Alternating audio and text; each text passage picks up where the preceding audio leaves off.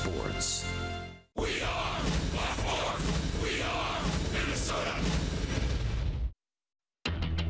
Yankee Stadium. What makes it so hard for the Twins to play here? Last year, they didn't win a game in 4 tries, including the AL wildcard game where they got a first-inning jump on the Yankees. Yankees win the wildcard game. They beat the Twins 8-2. New year, but same result. The Yankees have outpowered the Twins in the first 2 games of this series. Tonight, Lance Lynn tries to make his first Yankee Stadium start a winning one.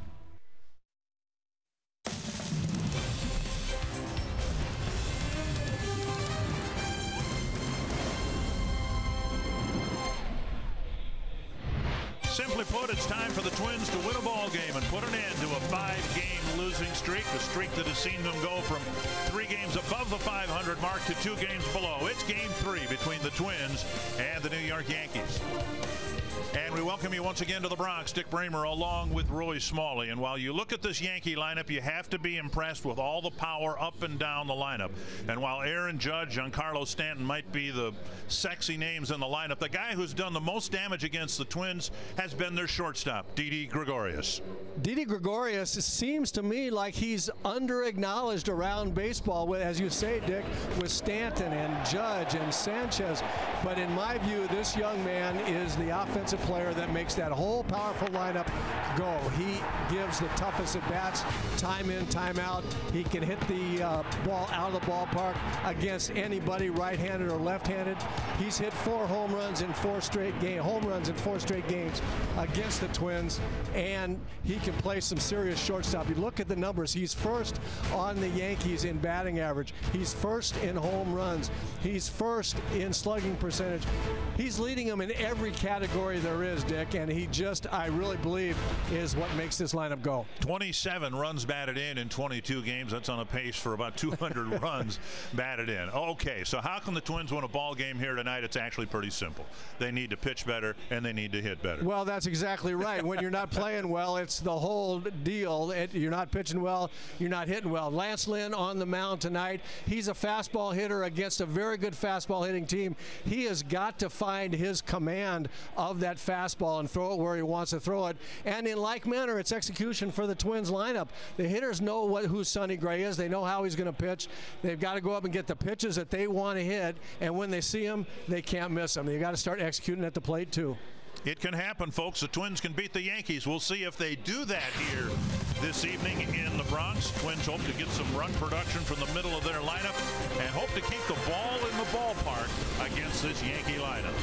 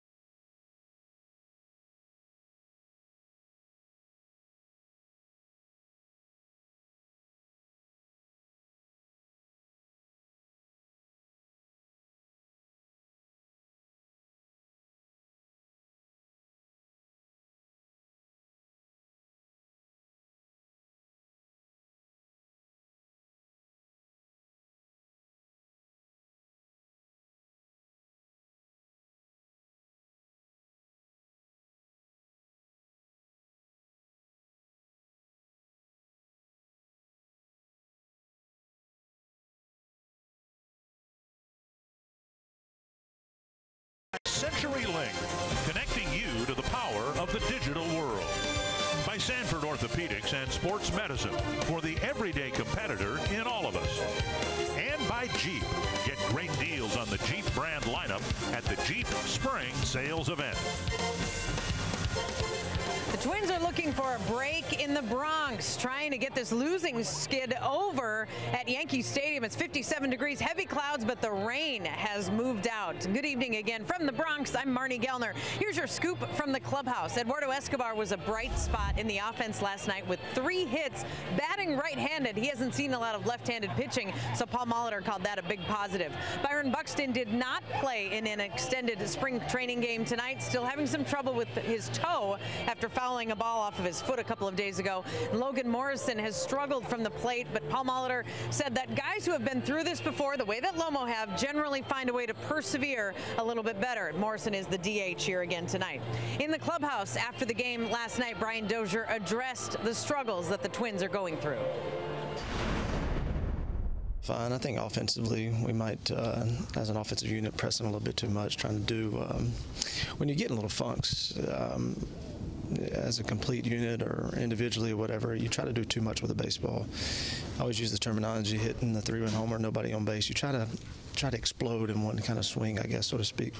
And we got to get back to our basics of getting on base. So we do really, really well.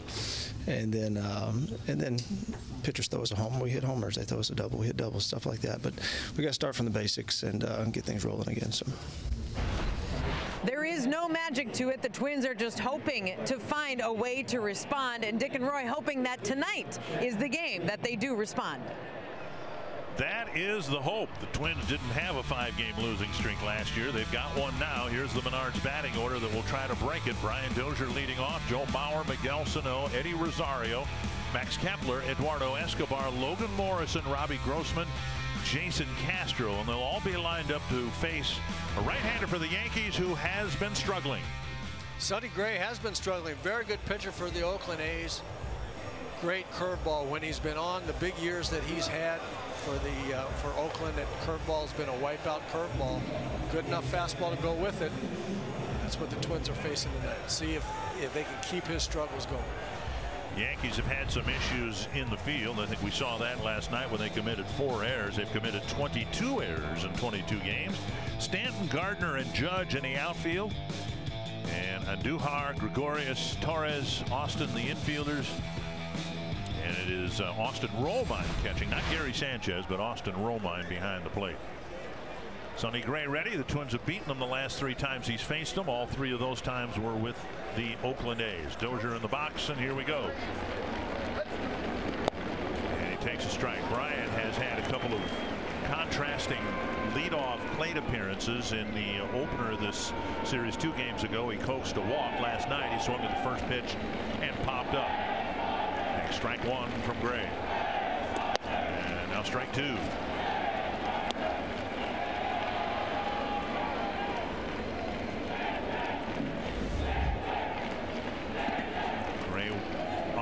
No pun intended, with a great curveball, one of the best in the league. And there it is. And especially devastating with 2 strikes. I think the Twins, it's funny, Brian, a notorious first ball swinger as a leadoff hitter. He took 2 pitches there to get behind, and you really don't want to get to that spot with Sonny Gray. His curveball stats with 2 strikes have been devastating. So the Twins are going to want to get him early in counts. Ball into the shift with Torres over on the other side of the infield, and Dozier retired 1 away. Take a look at the Pizza Ranch for the win. What it will take for the Twins to come out of here with a win tonight. It would be good to get the big man going, wouldn't it? Yeah, get Miguel Sano feeling good about himself and what he's doing as approaching the plate. Twins need him desperately to be a big run producer. Broke from the gate well, but has been struggling of late. And Lance Lynn, get command of that fastball. As I said we talked about in the open, Lance Lynn is a fastball pitcher, and he needs to command that fastball against a good fastball hitting team like the Yankees. Joe Mauer takes ball 1. Joe typically hits the ball well here. For that matter, he has typically hit the ball well at Tropicana Field, but he has struggled during this road trip. And just off the plate, it is 2-0. Yankees have a pull shift on for Joe in the infield, and just the opposite in the outfield. A lot of teams line Joe up this way. We saw here a couple nights ago Joe trying to drop down a bunt. He just didn't hit it far enough. Sliced foul, 2-1. And the Yankees, undaunted, still leave the left side of the infield pretty wide open. And that's just the percentage, and it's an interesting way. This is the best defensive alignment to show what the stats and the computers and all the data will show. Joe Mauer, when he hits the ball on the ground, is going to hit it to the right side, and when he hits the ball in the air, he's going to hit it to the left side of the field. And so the two, infield and outfield, they're backwards. They're opposite. It's interesting, though. Paul Molitor said too what we've always felt, that Joe's one of the better bunters in the team, and unlike Logan Morrison, Joe, I mean, he's kind of a singles hitter anyway, and so he's got base hits waiting for him if he can just push the ball up the line, and he's ready to take ball 4, but Jim Wolf says not just yet. You know, it's different if you leave the bunt open for somebody like Logan Morrison, whose job is to hit it over the fence. Well, Joe hasn't done that except for 1 year. 3-2 from Gray, and he took ball 4, and that'll get Sano to the plate with a man aboard. And Sano's average is dipped now below the 200 mark.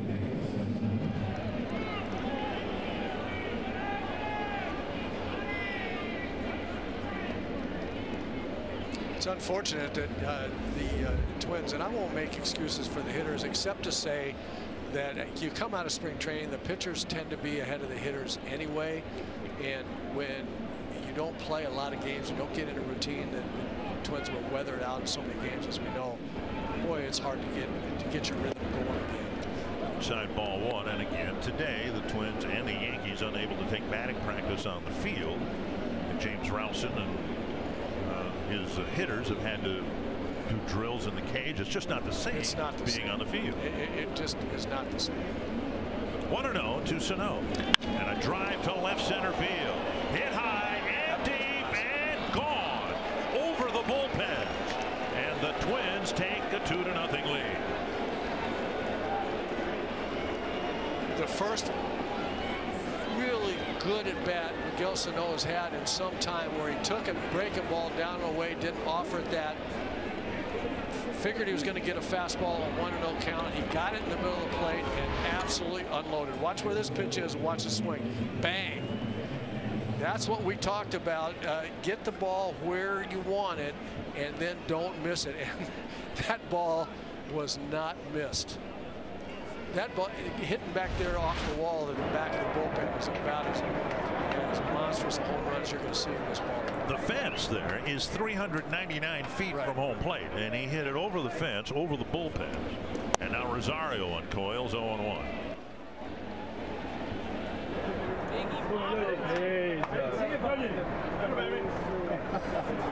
Fifth of the year for Sano. Now 13 runs batted in. Down and away. If you've watched the Twins this year, you know Lance Lynn has struggled with his control. So too Sonny Gray.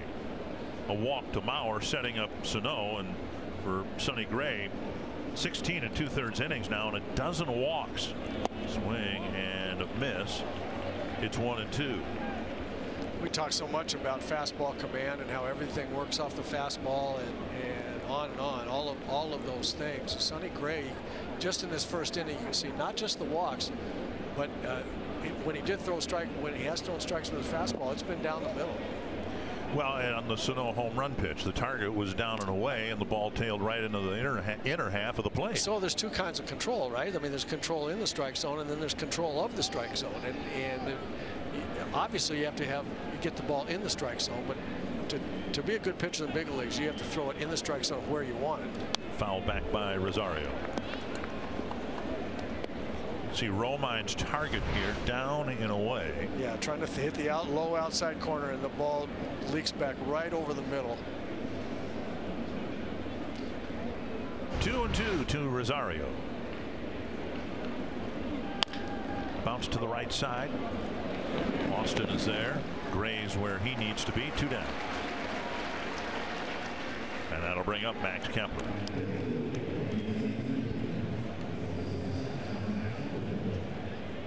It's really not that complicated. The battle between the pitcher and the hitter at this level, especially. Pitchers are trying to throw the ball anywhere but in the middle of the zone, and the hitters are should be trying to lay off anything until they get something in the middle of the zone, because that's where all the fun happens. Here's Kepler playing in center field, and he takes down and away, ball 1. Despite the Twins' woes the last week or so, Kepler's continued to be a pretty consistent hitter against both righties and lefties. Average of .283, 4 home runs, 7 runs batted in. And he takes a strike. 1-1. See, I like that take right there. That's a ball in the outside corner. He was ahead 1-0. Don't take a 2-strike swing, a protective swing, when you don't have 2 strikes. Get a ball that you can hit until you get to 2 strikes, and then worry about the ball on the corner. Swing and a miss, 1-2. And with 2 strikes, Andujar, the third baseman, swings over to the right side of the infield.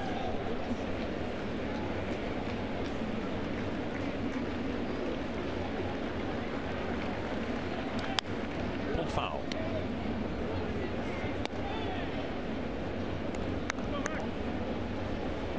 Sonny Gray with that straight over the top curveball that we've seen 2 in a row to Max Kepler here. And the deceiving thing about the curveball is that it breaks late and you see the spin, you know it's going to break down, but you're surprised by how much it keeps biting down. And a fastball fouled back. Guys swinging over the top of that curveball all the time, even when it looks like they see it and they're close to being on it, the ball just keeps dipping below their bat.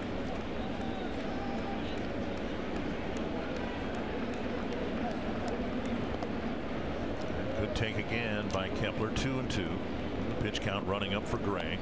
Kind of what's happened to him. He had a very disappointing outing his last time out here against Toronto. 3 1/3 innings, 4 walks, 5 earned runs, and a couple of early runs against him here in the first tonight. Kepler takes at the knees, strike 3. A walk followed by a home run, and Lance Lynn will take the mound with a 2-0 lead.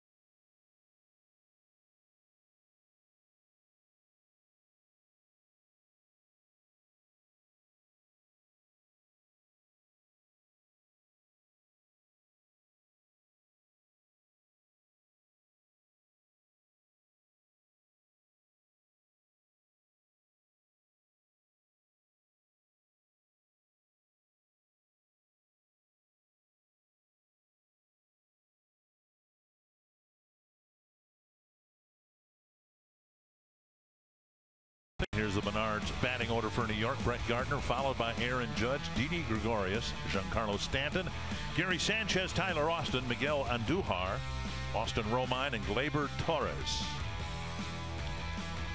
Facing right-hander Lance Lynn, has been staked to an early 2-0 lead. And like Sonny Gray, he has battled his control and basically fastball command the most. He's a fastball pitcher, and he needs to, and is known for pounding the strike zone. He hasn't been that way yet. That game was pitched. Real good time for it. That game was pitched in St. Louis years ago against the Yankees, but so far this year, Lynn with 15 walks in 15 innings, which is very un-Lance Lynn-like. Right. So he's about to throw his first pitch at Yankee Stadium. Gardner, Judge, and Gregorius in the Yankee first. And a first pitch strike, and that is something that has been missing from Lance Lynn. First pitch strikes, as evidenced by all the walks.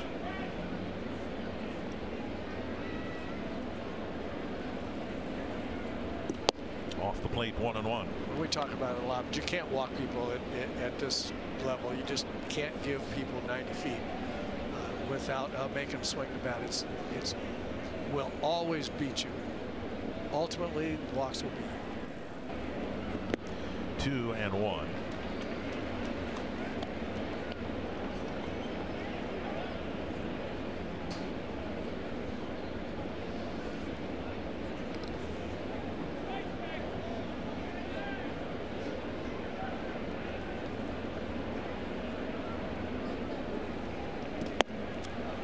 Up and away, 3-1.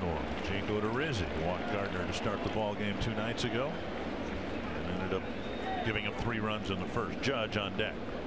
One of the reasons why you can't walk people. Somebody on deck can hit the ball out of the ballpark. 3-1. Driven down the line and foul. 3-2.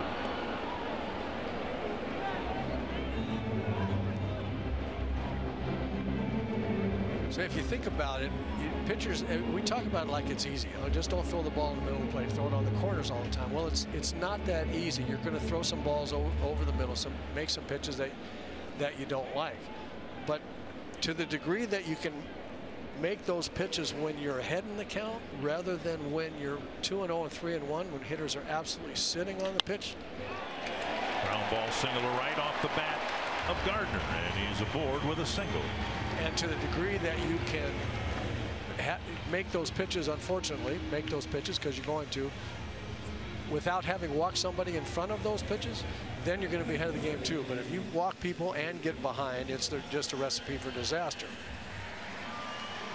Take a look at the Twins in the field without Byron Buxton in center. It's Max Kepler in center, Rosario in left, Grossman in right, Sano, Escobar, Dozier, Mauer the infielders, and Jason Castro back behind the plate. Aaron Judge the batter. He will turn 26 years old tomorrow, and Lance Lynn hopes to send him into his birthday with an 0 for 4. There's a strike on the outside corner.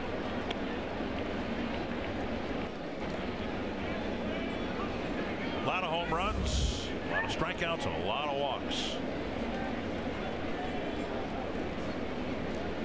He is the quintessential 2018 Major League player. Down and away. He reminds me a little bit of what Mickey Mantle said in an old timers game one time. Someone handed him a baseball card to sign. He looked at the back of it and he had something like 3,500 strikeouts in his career, and he said, holy cow, I took 7 years off. 3,500 strikeouts and walks combined. Castro knocked it down. That was about it. That's 2-1. It's a bit the way Aaron Judge is going to play out his career. He's going to walk a lot and strike out a lot. In between times, he's going to be a big run producer. And as long as he walks a lot, you can put up with the high strikeout totals. And sure. Right now, it's 20 walks, 26 strikeouts. That's, by today's standards, pretty respectable. 2-1.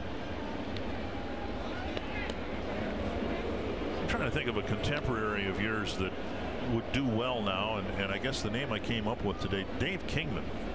You imagine how big of a star Dave Kingman would be in today's game? That was the criticism. He struck out too much. Well, now people don't care. Kingman would be one of the more highly regarded sluggers. Fouled away. And it's 2-2. Dave Kingman, a former USC Trojan. Well, I had forgotten that part. He could hit some long home runs. Struck out occasionally. And struck out once in a while. 2-2 to Judge. Lynn trying to have a scoreless bottom of the first inning. Up high now, it's 3-2.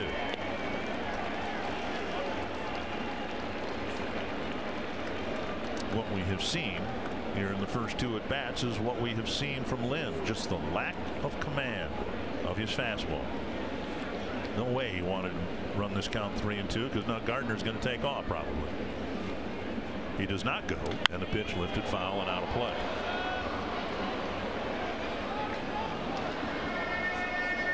Pretty good reason actually for manager Aaron Boone not to start Brett Gardner.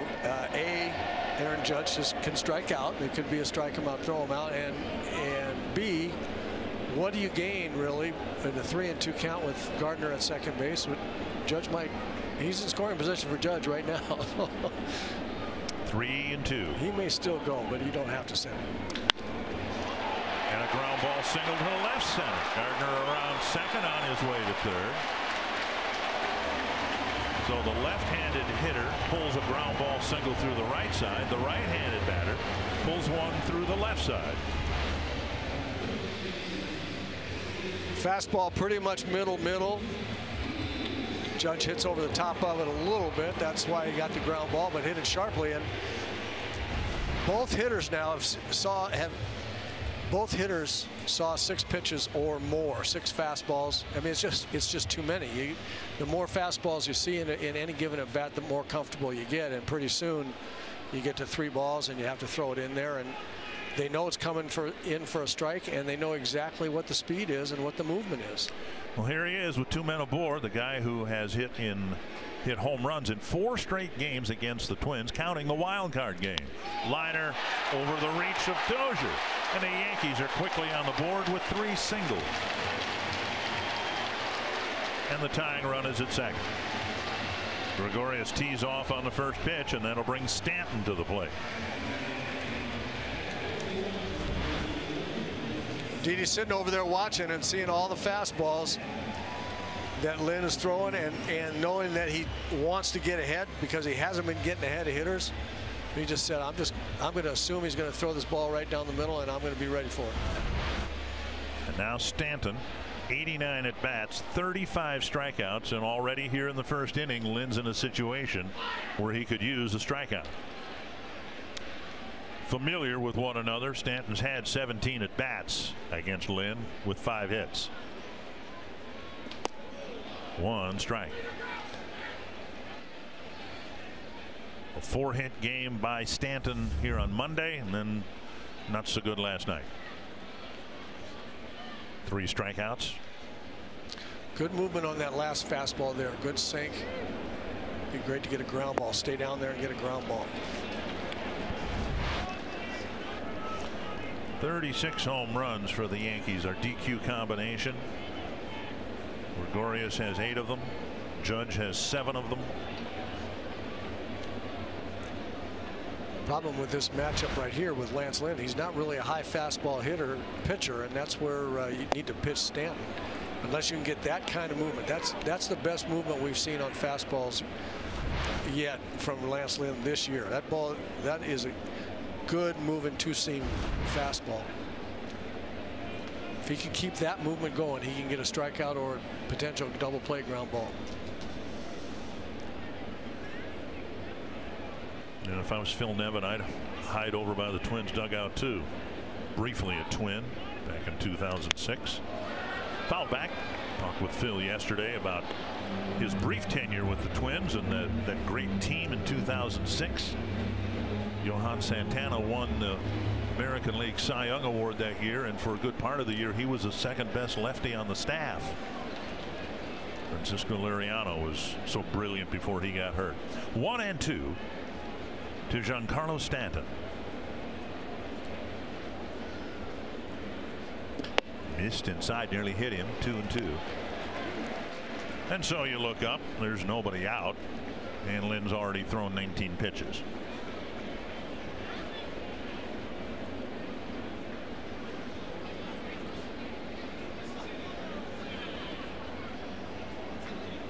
Two and 2 to Stanton.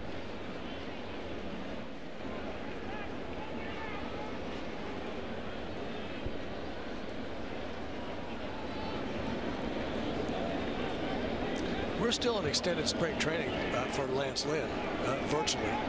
Signed late. You know, he was throwing on the side and doing all those things, trying to stay ready. But it's not the same thing as spring training. It's not totally improbable that he didn't struggle with command here a little bit as he stretches out and tries to get the innings that everybody else has had. The first inning trip to the mound from Castro. In his big league career, just under 1,000 innings, and Lynn walked 369 men while pitching for the Cardinals. And here it's been a man per inning in the early going. He showed up in the middle of March rather than the middle of February. So, yeah, it would stand to reason he wouldn't be razor sharp right away. 2-2 to Stanton.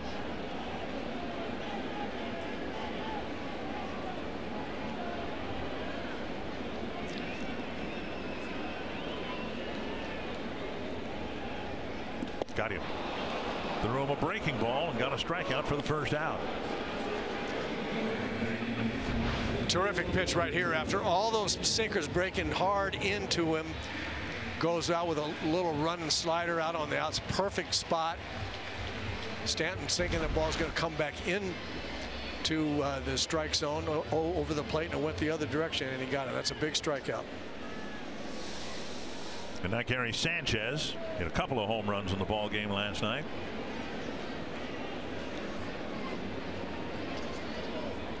There's not much rest in this lineup. These guys can hit. I mean, it's you'd like to say that the Twins pitchers could breeze through the lineup, but nobody's going to do that with these guys. Missing inside and low, ball one. Sanchez 77 at bats. He's grounded into a couple of double plays, but as you see, last night hit home runs 4 and 5 on the year.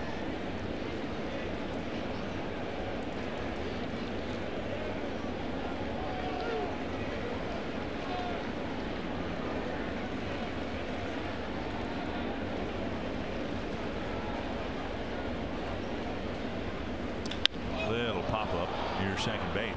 Infield fly rule should be called. And Dozier with the catch, 2 down. Sounded like he cracked his bat. He got way in his kitchen right there, down below the label on another good moving fastball. If Lynn can get out of this inning, he's got to take an awful lot of positives out of it, because all of a sudden he's found movement. See the movement? It started in the middle of the plate, ran right in on Sanchez's hands. And now Tyler Austin, the first baseman. Neil Walker, who played first base last night, great numbers against Lynn, but for some reason Tyler Austin gets the start here against Lynn.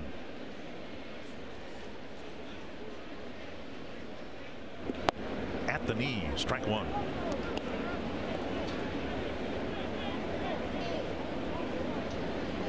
Lynn trying to get out of this inning with just the 3 hits and 1 run allowed. Giving up hits really hasn't been the issue.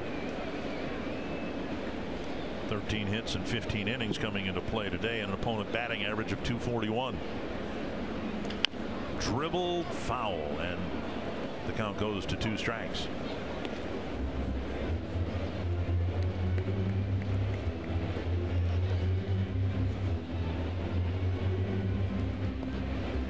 We saw struggle with control against Gardner to lead off the game, struggle with control against Aaron Judge, and when I say control, just command of the fastball.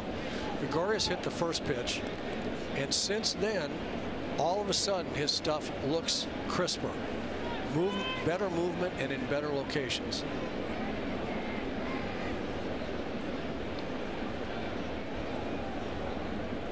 Outside.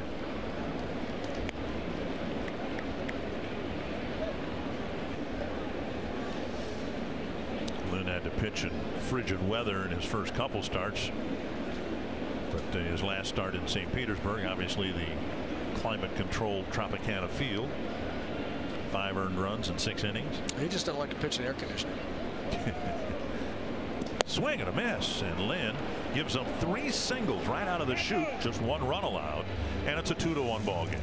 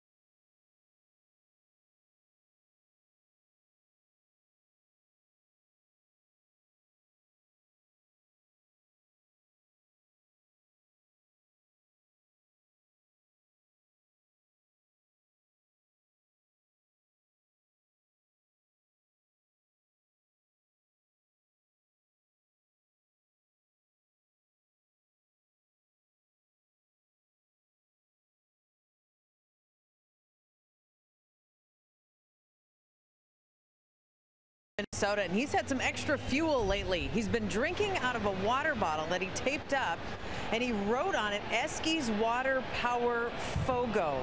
And it's just water. It's a water bottle that he's taped up, having a little fun with it. I was asking him about what this is. Okay, Fogo de Chao is Eski's favorite restaurant, and he said sometimes his swing is a little slow. It feels like it's going through water. So to speed it up, he gets a good meal at Fogo de Chao, eats a lot of meat. It's power for him. So Monday night, first night after the game, he went to a local Fogo de Chao. It was already closed. He called the manager and asked him to keep it open. So last night after the game, Eski went in, got his Fogo de Chao, and he said, you should see my swing today. He's got 4 water bottles in the dugout. Miguel Sano went and drank from one of those water bottles after he hit a home run. Eski's Water Power Fogo. That's where it's coming from. Okay, we'll see how that helps him here with his 0-2 count. Thank you, Marnie. Nice. Pop-up. And didn't work out so well, but it's early, right? 1 down, and that'll bring up Logan Morrison.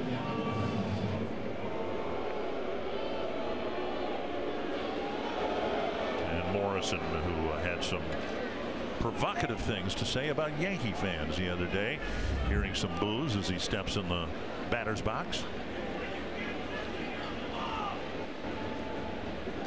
And he takes a strike on the outside corner.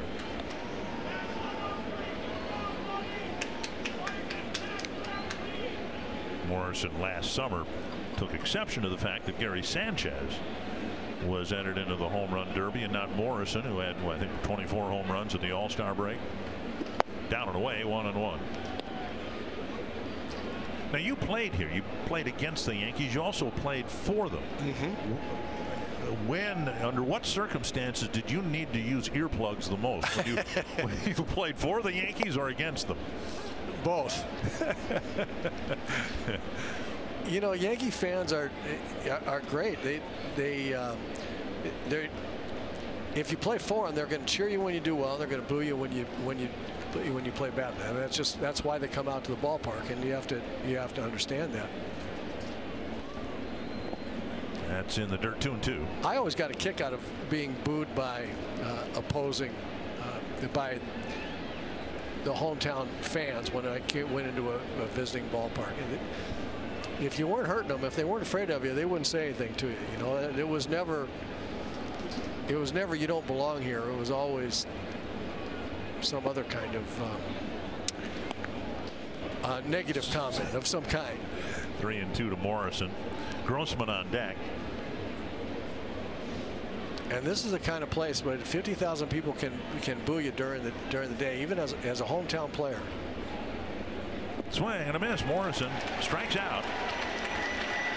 And now after the Sano home run, Gray's retired 4 in a row. You play here and have a bad day, and 50,000 people can boo you, as we watch Morrison chase a bad curveball right there. But then you go out to dinner in the city, and they just can't wait to get you a table, and you walk ahead of every line. You don't need a reservation. It's an amazing place. Here is Grossman. I would imagine Giancarlo Stanton's experienced quite a bit, at least the booing part. Anyway. He has. Down and away, ball 1 to Grossman. Grossman, one of several hitters that Twins would like to see get going here, hitting just 118.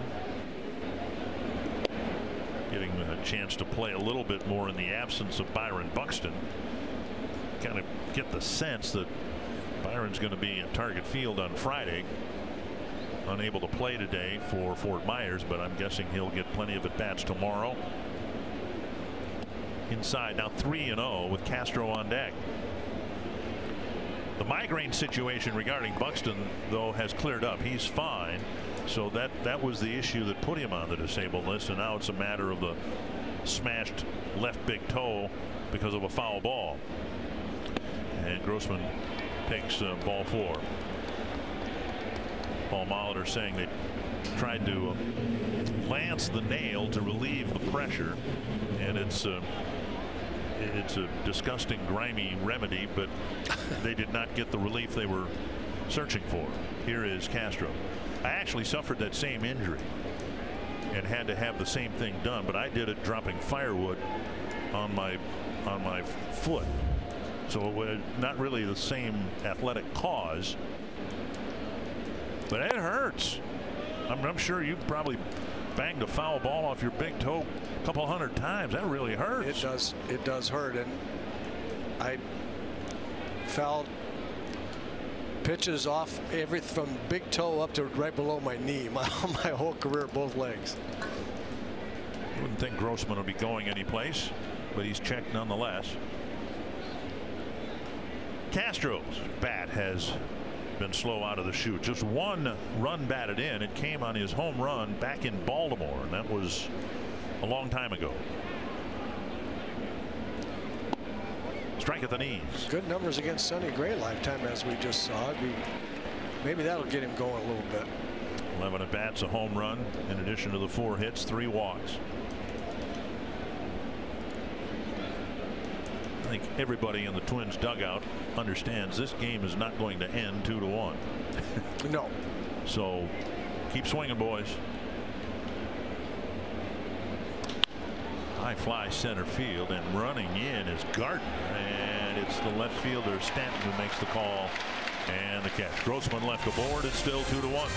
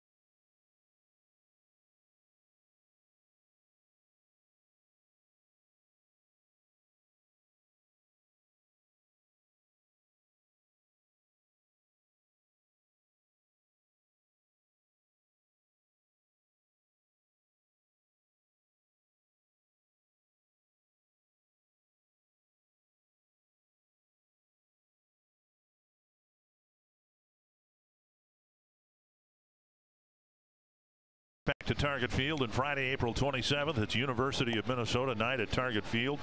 Limited number of U of M theme night ticket packages are available that include a game ticket and a maroon and gold Twins cap. You can learn more at twinsbaseball.com/U of M or call 800-33-TWINS. That's Friday night. Saturday morning, I'll be participating in a 5K walk benefiting She's the First, a wonderful foundation charity. And then a day game against the Reds. And the weather is supposed to be really, really nice, so we're looking forward to baseball weather in Minnesota.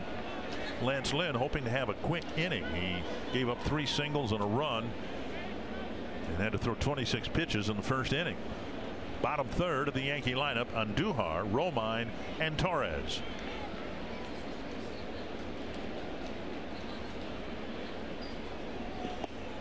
Off the outside corner, ball 1. Lynn did a fantastic job of limiting the damage in the first inning. The first 3 guys with base hits, and then he was able to come back and hold him to 1 run, and all of a sudden throw really quality pitches. See if that picked him up a little bit. See if he found something. And he fell behind Gardner 3-1 before giving up the base hit. Now it's 2-0 to Andujar.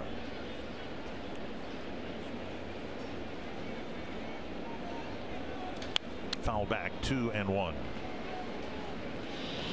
Romine and Torres will follow.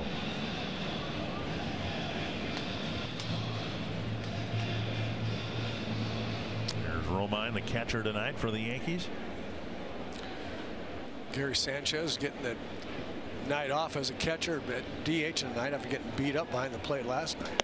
Up high now, 3-1 to the leadoff man in the second. In the first inning, Lynn threw first pitch strikes to 5 of the first 6 batters. Now he's fallen behind Andujar here, 3-1.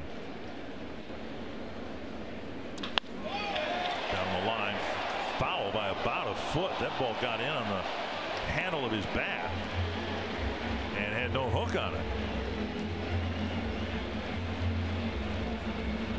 And the fan ended up with a souvenir at some cost to his popcorn. Again, movement in on the right-handed batter. It's a good example. You know, it was worth it, right? Especially because I don't think it was his popcorn.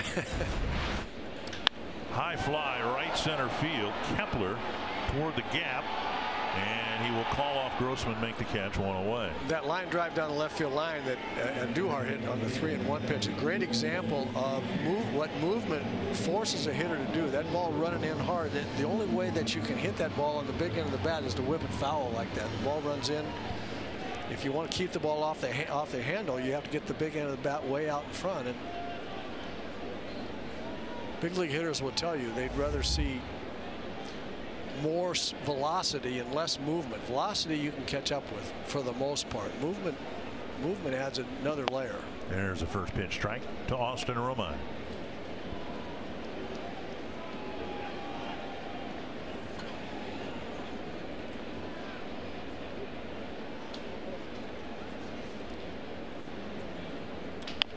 Right side, and Mauer scoops. Lynn finds the bag. Very similar to the play that cost the Twins the ball game Friday night in St. Petersburg. Mauer going to the ball, and Lynn trying to find the bag with both eyes following Mauer's flip. You see Lynn does a good job getting over immediately, gets right to the bag, finds it. Joe made a good play charging that ball. You see him charge, keep coming, underhand, so the pitcher sees the throw all the way. You have to make that throw as easy and seeable to the pitcher as possible, because he's got some anxiety going over there and wanting to find that bag with his right foot.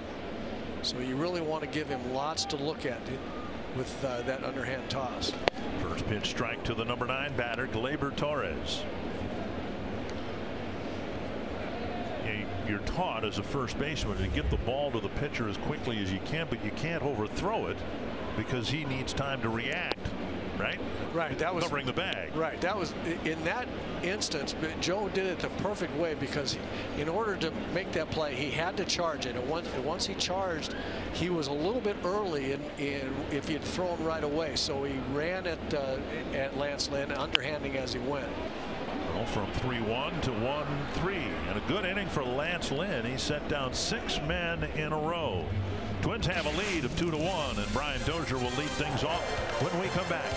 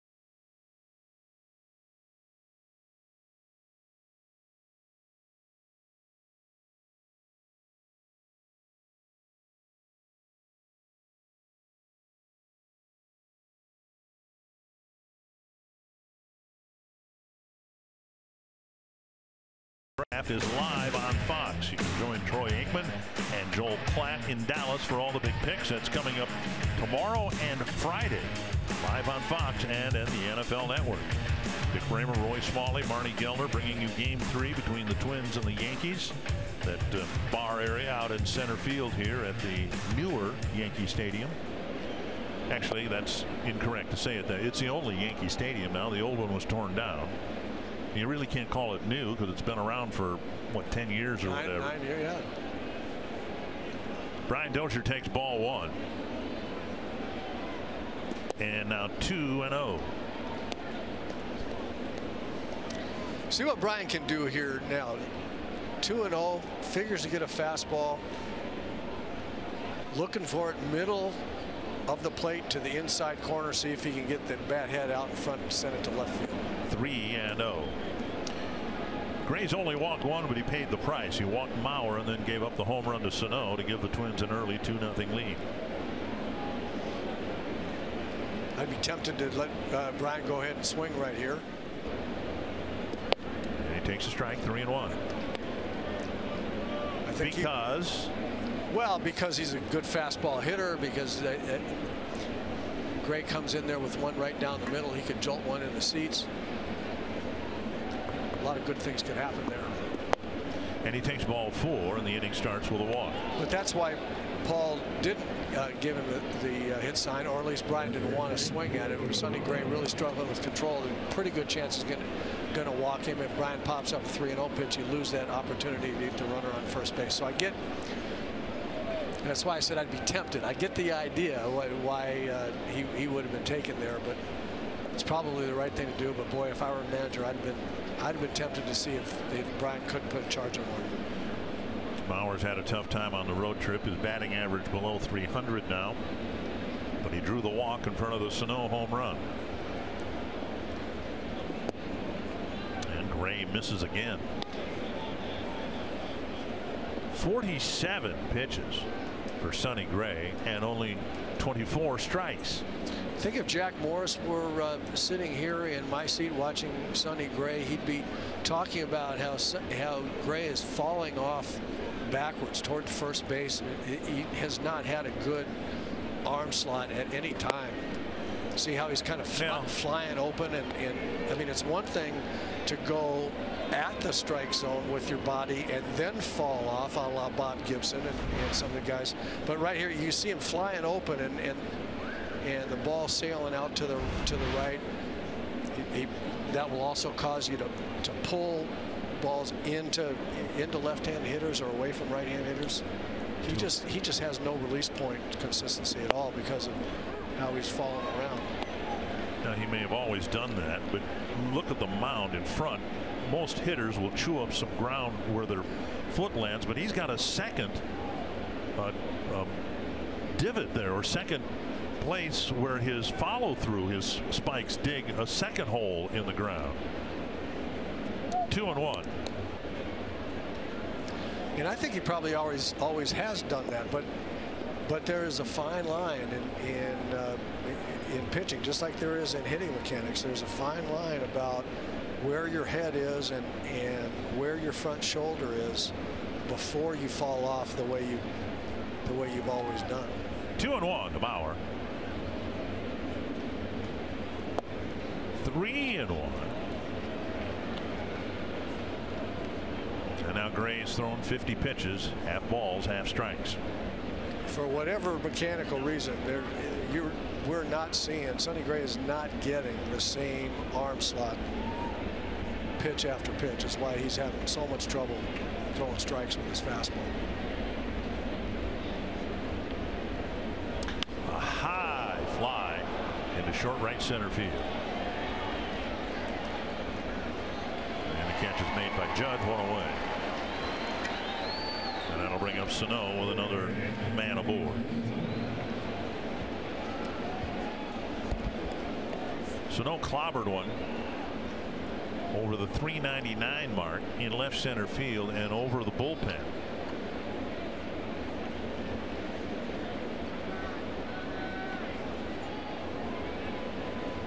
Now 13 runs batted in for the Twins' third baseman. 8 at bats against Gray. 2 hits, both of them going over the fence. Ball 1 down and away. Twins came into the game hitting just .228. Their team batting average last year .260. And Sano with some of Eduardo Escobar's power water.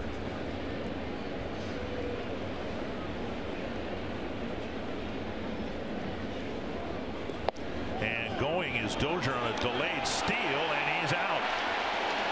Brian tried to go on a delayed steal, and covering the bag was Torres, and he's thrown out.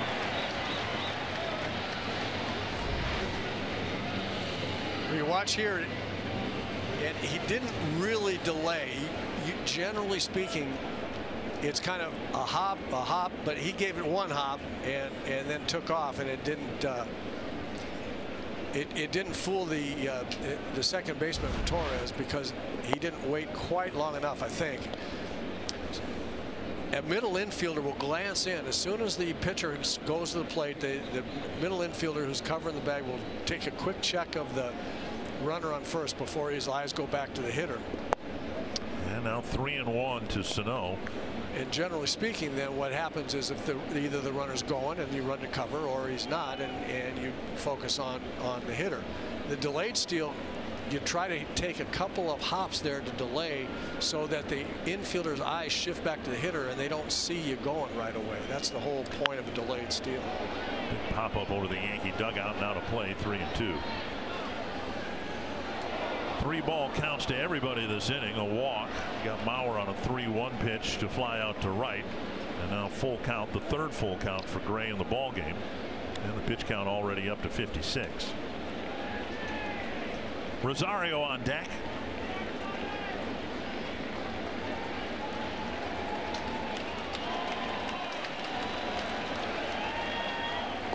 And now a walk to Sano.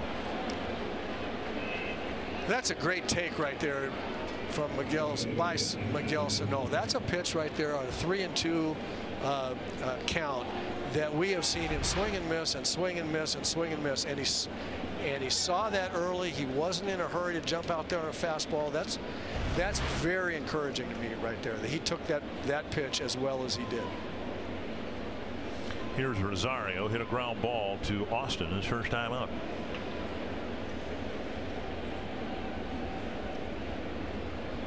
A drive to right center field, and Judge is there to catch the line drive. Couple of walks issued by Gray, no damage done, and it is still 2-1.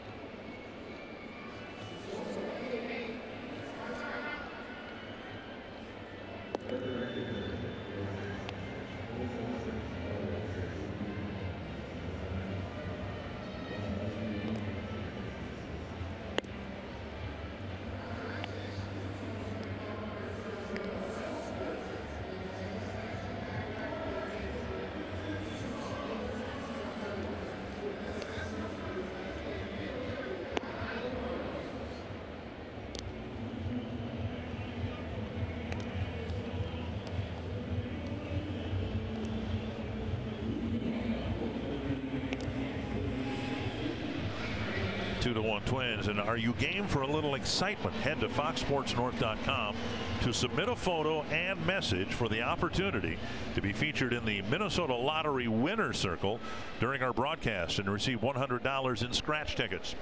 With the Minnesota Lottery, every day is a game day. Dick Bramer, Roy Smalley, Marnie Gellner, bottom of the third, and the 2-1 Twins lead. Back to the top of the Yankee order, and Brett Gardner. Gardner singled and scored in the first inning. Lynn gave up singles to the first 3 batters and then settled down. He's retired 6 in a row. There's a first pitch strike.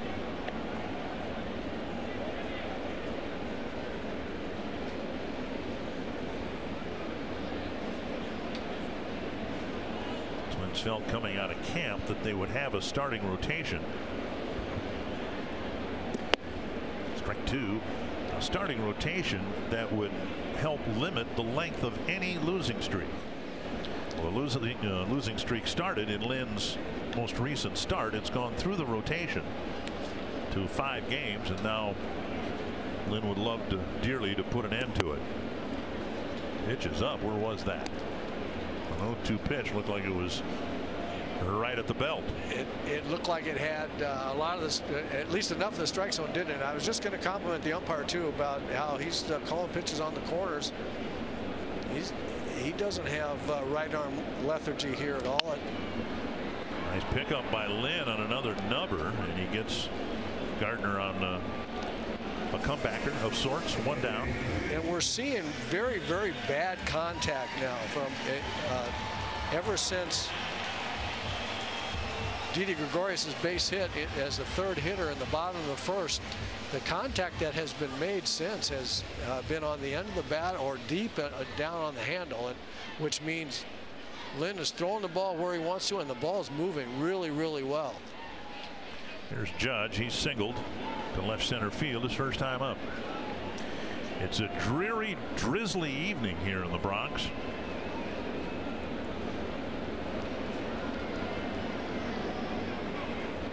Whatever this is, it's the remnant of a day-long storm system, and it's supposed to clear out by tomorrow. So if we can get tonight's game in, that's a full steam ahead for tomorrow.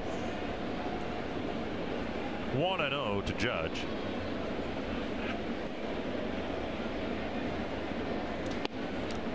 He sticks one on the outside corner.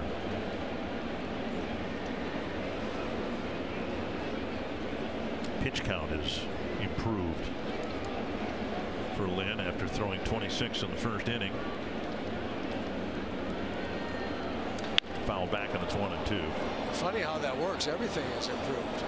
His command of his fastball all of a sudden non-existent for first three hitters, and then since he has been in the strike zone and on the perimeters of the strike zone with just about everything. It's night and day. The first glimpses we've seen of Lance Lynn this year, where he's pitching like the Lance Lynn pitched all those years for the Cardinals. Missing inside, 2-2.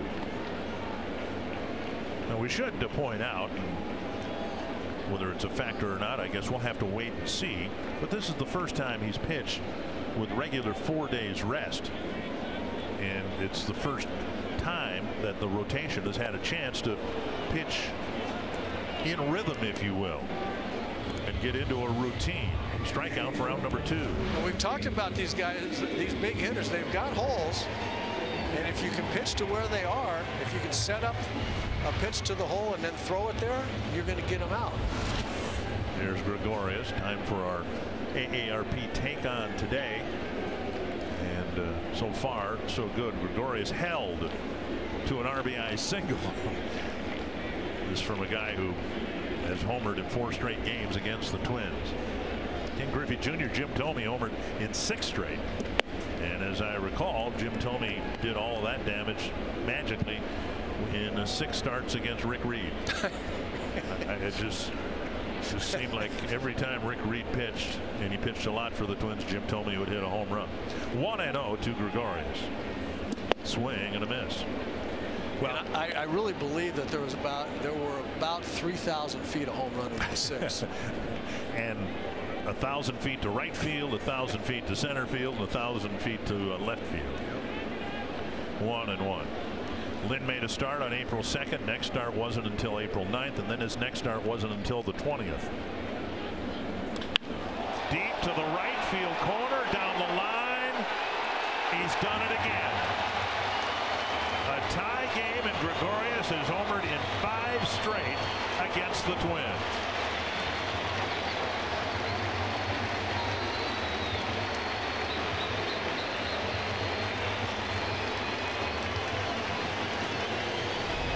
And he hit it all of about 320 feet. Yeah, didn't get all of it, but he knows as soon as he hits it, if it stays fair in this little right field porch right here, it's going to be a home run. And it did stay fair, and he hit it 319 feet for a home run. First time Lynn has pitched here, and I'm guessing right now he's not a fan of the dimensions of this ballpark. Fans wanted a curtain call. Gregorius gave him a brief one. Here is Stanton, down and away, ball 1.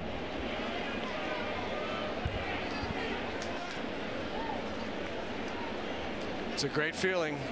That is a great feeling when they call you out there here in Yankee Stadium. His 9th home run of the year, 3rd of this series. 1-0 to Stanton. Drilled to center.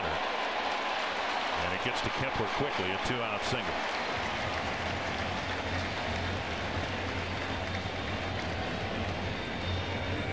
And now Gary Sanchez.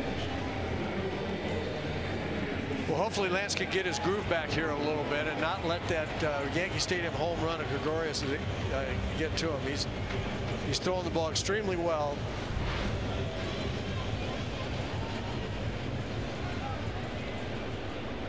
Yeah, boy, you hit that so. Yeah. He has a good time, does he? Yeah, how far did that ball go?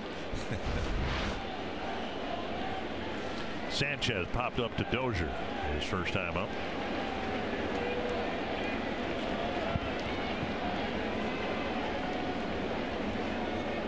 Inside. Come off the plate a bit. Ball 1.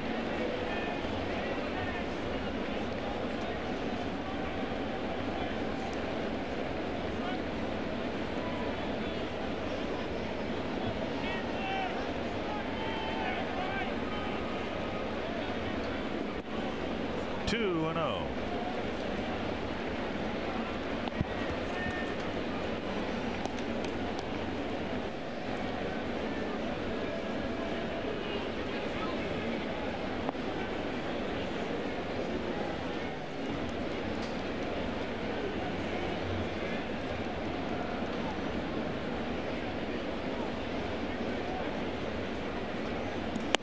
And now 3-0.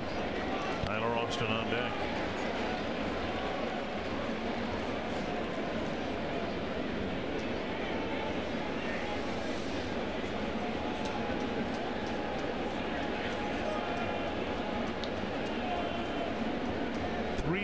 To Gary Sanchez. Takes a strike.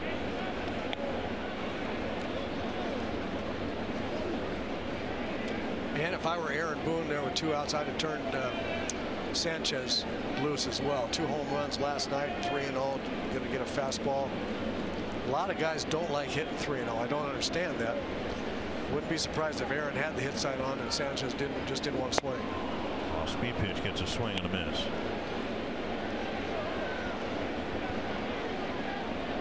I was talking to Paul Mulder about that last year.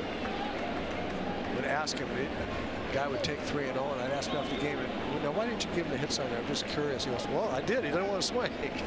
we both kind of scratch our heads about that. I mean, the whole point of being selective at the plate is to get into a hitter's count, and is there a better hitter's count than 3-0? No, there's not. and you're absolutely right. 3-2 to Sanchez. Drilled foul. And the netting knocks it down. 4th full count for Lance Lynn.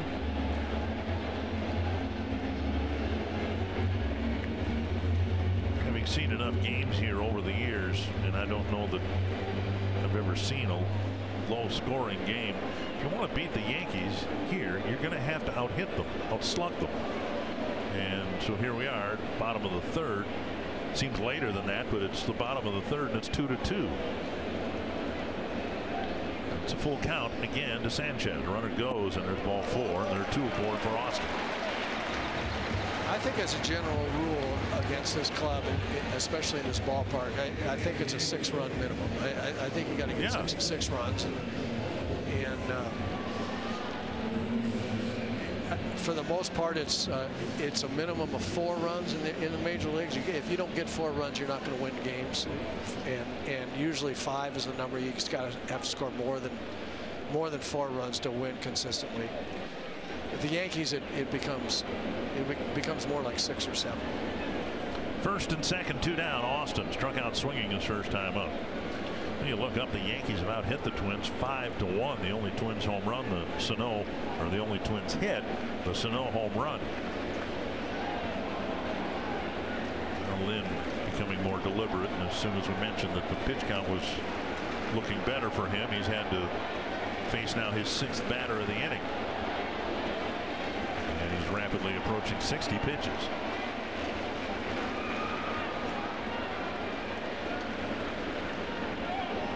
Big swing and a miss. Strike 1.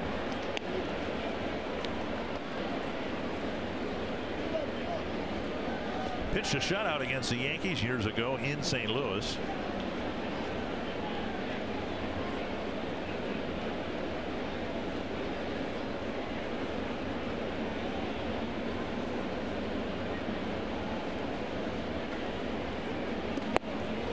Upstairs at 95 to get a swinging strike 2.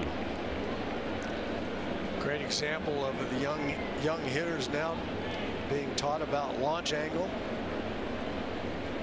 Swinging kind of from low to high. It's going to be difficult for them to catch up with 95 above, at belt high or above, with that launch angle honed swing. Fouled back. The question regarding launch angle: if you are at the plate and you pop up to the catcher, you have a launch angle of 90. And does that factor into? I'm the wrong guy to ask about launch angle. I know the path of the big end of the bat. Right. So I know if that's moving at a low to high kind of path, then I identify that as launch angle. 1 and 2.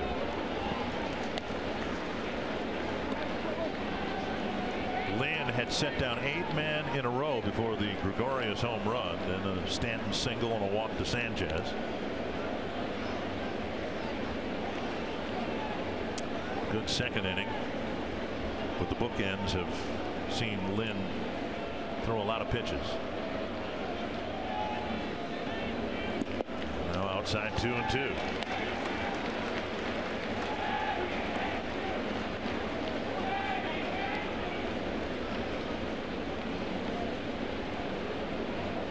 A lot of gum chewing in the Twins dugout there, hoping that Lynn can work his way through the bottom of the 3rd inning.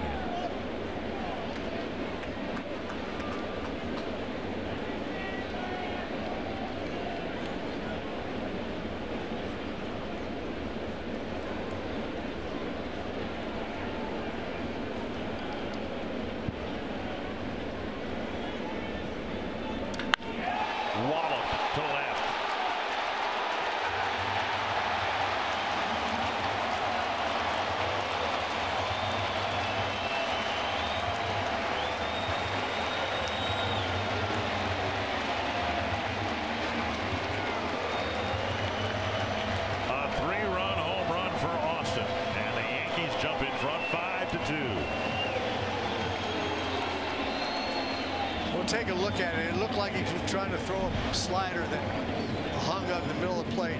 No, it was a fastball. He just didn't get in there, didn't get up enough or in enough. Down the right field line, now down the left field line. This one costly with 2 men aboard. He knew it as soon as it was contacted. He hadn't gotten the fastball where he wanted it. to Dozier. And the first 2 outs came easily, but as has happened so many times to a Twins pitcher here at Yankee Stadium, the Yankees strike, this time for 4 runs.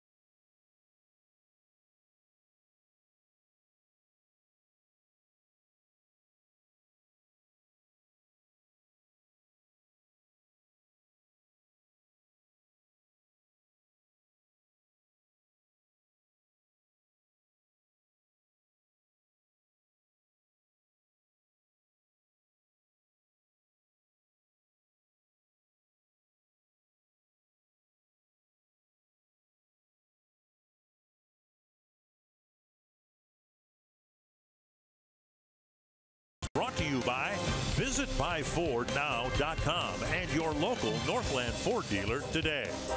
By Grand Casino, the best stories start here. And by Menards.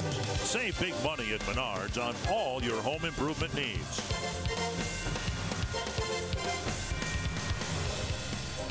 Well, Kyle Gibson will pitch tomorrow's game. The Twins trying to come from behind in this game suddenly after the 4-run bottom of the 3rd inning. I know Sonny Gray, as erratic as he's been, he's pitching with a 3-run lead. Max Kepler will lead off the 4th. He takes it to the knees, strike 1. Kepler struck out looking his first time up. He'll be followed by Escobar and Morrison.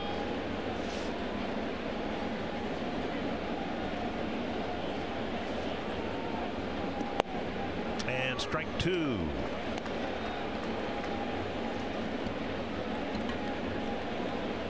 Twins, as we mentioned before, beaten Gray the last 3 times he started against them, but in those games when he was pitching for Oakland, he got 0 runs of support.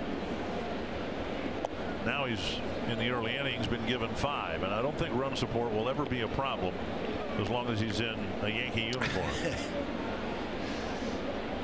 Well, even the Yankee lineup will go through streaks where there are several guys not swinging very well. I mean, it happens to everybody. It happens to all hitters. Sharply hit and under the glove of Gregorius, and Kepler should be given a base hit there. That was actually the second baseman Torres who was playing there. No, it was the third baseman Andujar who was swung over there. Yeah, he didn't really go after that ball the way Didi goes after ground balls for the most part. So Torres swung over on the right side, and Kepler is granted the second Twins hit, and now here's Escobar. Well, just to finish that thought about the Yankee lineup, they'll go through some down streaks, but they won't be as prolonged, and they'll win some games just because any one guy in that lineup can carry a team for a whole week on occasion. Meanwhile, Gray is pumping strikes now. He delivers strike 1 to Escobar.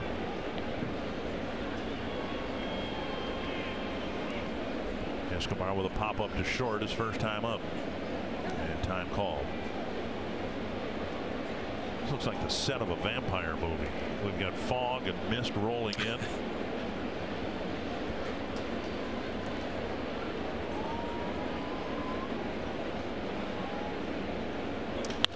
And a soft single to center for Escobar. The Twins get the tying run to the plate quickly with a pair of singles in the 4th. Logan Morrison will bat. Twins fans, if you can't catch the games on TV, you can stream them live on your mobile device with Fox Sports Go, presented by T-Mobile. Download the app, take Fox Sports North and Twins baseball with you wherever you go. This would be a good time for Morrison to quiet the Yankee fans. They get the tying run to the plate here quickly. And after giving up a 3-run home run, the Twins would like to answer with one of their own. Morrison struck out on a breaking ball his first time up.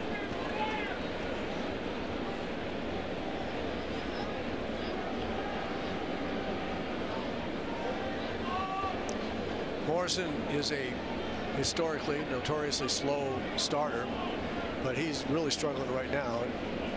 He needs to just get on the fastball right there.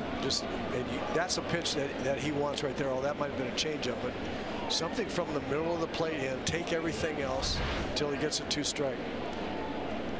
There's a lot of stuff going on. You talk about low to high there in the path of the big end. There's a lot of stuff going on, a long swing there, and he's got to be very sharp with a swing like that. Timing will be an issue on occasion. Well, he has just seen down the lines 4 runs scored on about 650 feet worth of home runs. Now, you say a long swing. What do you mean by that? I mean that the big end of the bat travels a long way from the time the hitter gets started until it comes around, enters the hitting zone, if you will, and then exits the hitting zone. But long is basically how long does it take you to get the big end of the bat from right there to where the ball is, right there. Right, here's a side angle of his swing. Okay, if we look at it from the side, you can see his hands go back, and now watch the loop in the big end. Just watch the big end. It comes around a long way. It's not directly to the ball. It's more circular to the path of the ball, and it's kind of into the hitting area and out again, rather than you think about Tony Gwynn or Joe Mauer, those guys where the big end of the bat stays in the zone a long time. Liner into right field on a 2-strike pitch. Morrison singles, and Judge fires it back to the infield quickly. And the Twins starting their 4th inning the way the Yankees started their 1st inning. Bases loaded, nobody out.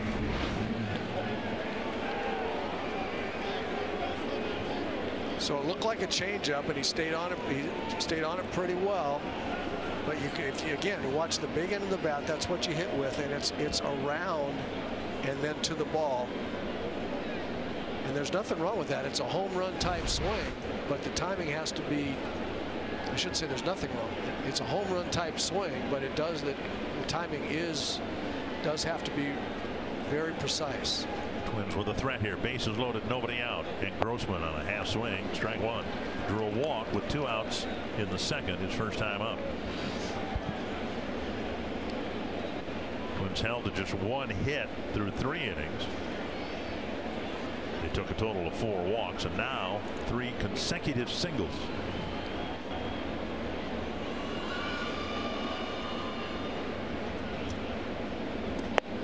Take strike 2. That's what will happen to a hitter sometimes. Those 2 pitches right there. Robbie Grossman has got to go up there looking for a fastball to hit. The curveball is a tough pitch to hit. And he got anxious and swung at that curveball and got behind 0-1, and then took a fastball right down the middle because his mind got confused. He was thinking about swinging at a bad ball, and he just wasn't ready. On the ground, right side. They get a force play at second, and that's the only out they'll get. A run will come in. Sharply hit ground ball on an 0-2 count, and Grossman will reach on a fielder's choice and get a run batted in. Kepler coming in from 3rd. Good job putting the ball in play there after being a little bit confused on the first 2 pitches. Robbie came back and put the ball in play into a good spot, got a run in, keep the line moving. And a big at bat here for Jason Castro. 7 hits on the year, just the 1 run batted in, 17 strikeouts, and 45 at bats. Forget about the curveball until you get 2 strikes. Just forget he even has it. Get on the fastball. There's the curveball, and he swings through it. Strike 1.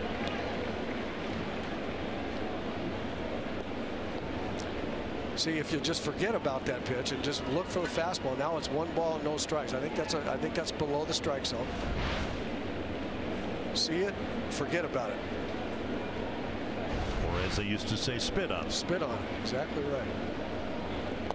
He takes that one, and it's 1-1. I'd like to imagine a Twins hitter getting a 3-run home run at some point tonight, but Castro, who's been struggling to even make contact, if he can get that runner in from third. See, the other thing, when you're up there in this situation, you're really looking to get that runner in from third. Get the ball out over the plate. Look in the center of the diamond. Make the ball be out over the plate and just serve it out there to center field. There's a lot of space. There's no shortstop. There's no one playing in the shortstop position. And Duhar's in the vicinity of third base just to keep Escobar from stealing home with Gray dealing with runners on the corners. If you try to pull this ball, if you're looking for something to pull, you're susceptible to breaking balls, outside pitches. But if you look for the ball out over the plate, it's the easiest. That's okay. That's all right. Look for the ball out over the plate. It's the easiest ball to hit a fly ball to pitch, to hit a fly ball to center field, get that run in. More than anything else, the Twins need another run. Get it back to 5-4. Fastball taken for a strike to even the count. Gray's strikeout pitch is his curveball. Pretty good chance of getting it here, too.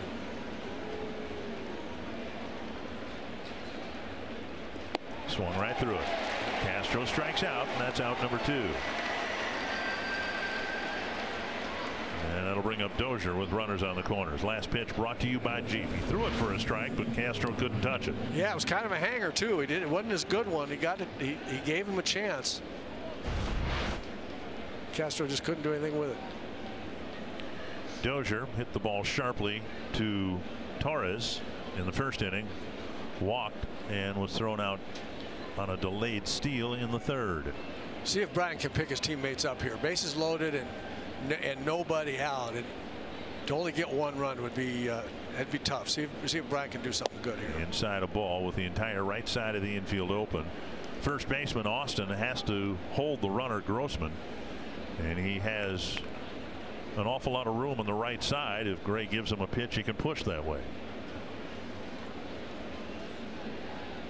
This shift was put on in the first inning, and Brian hit one kind of up the middle, but it ended up going right to Torres, who is where he's standing now.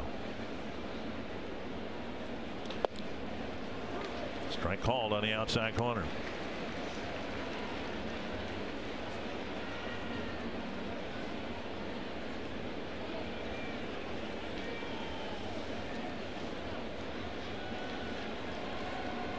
Twins need a big 2-out hit from Brian Dozier.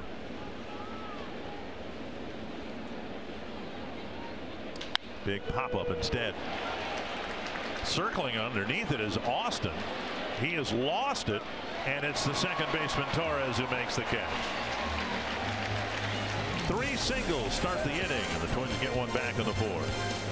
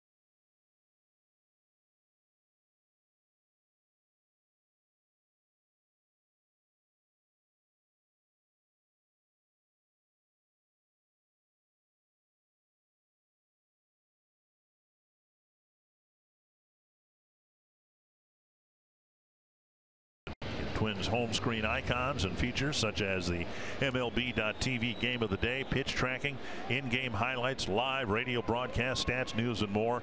Download MLB At Bat today. Yankees got 4 in the bottom of the third. The Twins answered with 1. Here's how the inning ended. Watch this play by the second baseman, Torres. He sees that the first baseman can't find the ball. He runs all the way from the shortstop position to the right field foul line to make that catch on the pop fly. That's a heads-up hustle and play.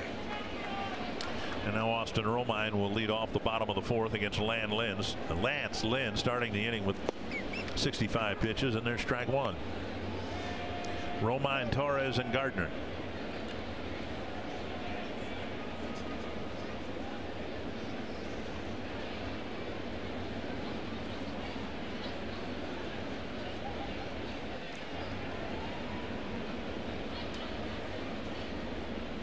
Swing and a miss, and it's 0-2.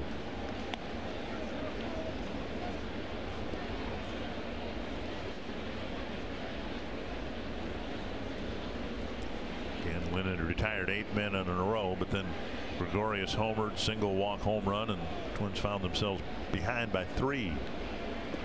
Missing the inside corner, 1-2.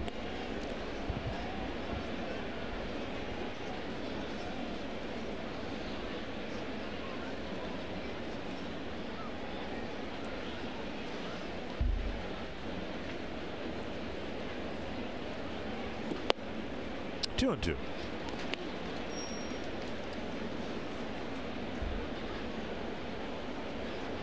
This afternoon, the Astros beat the Angels, ending the Angels' 11-game road winning streak.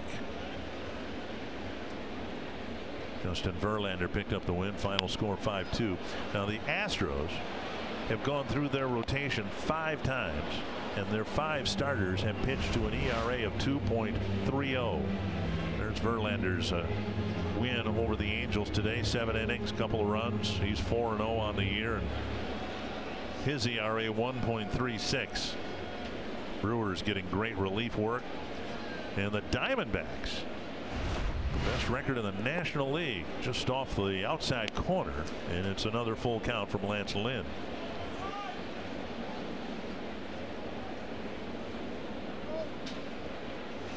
Diamondbacks and the Tigers and the Yankees a few years ago swung a 3-way trade that landed the Yankees Didi Gregorius.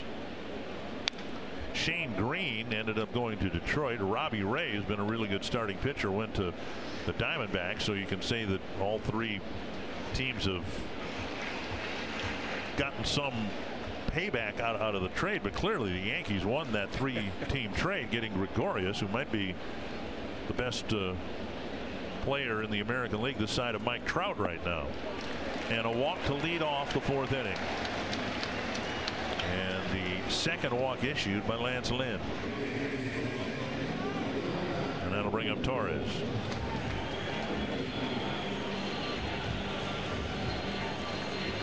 Torres hit a comebacker to the pitcher. His first time up.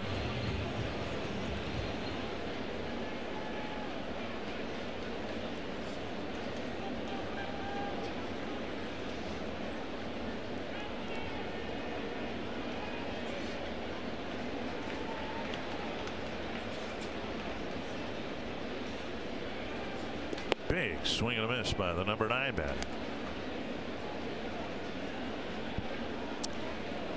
3 singles to greet Lynn in the first inning, and he retired the next 8.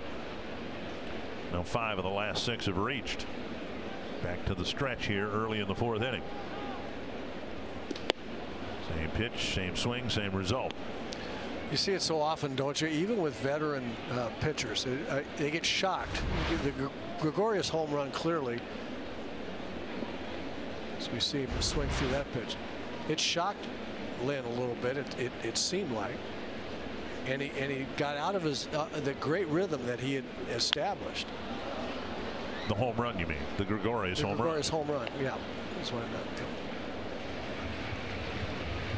And you see it happen a lot, where a pitcher will be kind of cruising along, something bad will happen like that, and it takes them 5 hitters to get back all the good things that they've been doing. Well, we might have seen it last night from Jose Barrios. I think we did. Sanchez hit the game-tying home run. There's a ball poked down the line, and a foul ball. Just inches foul down the line.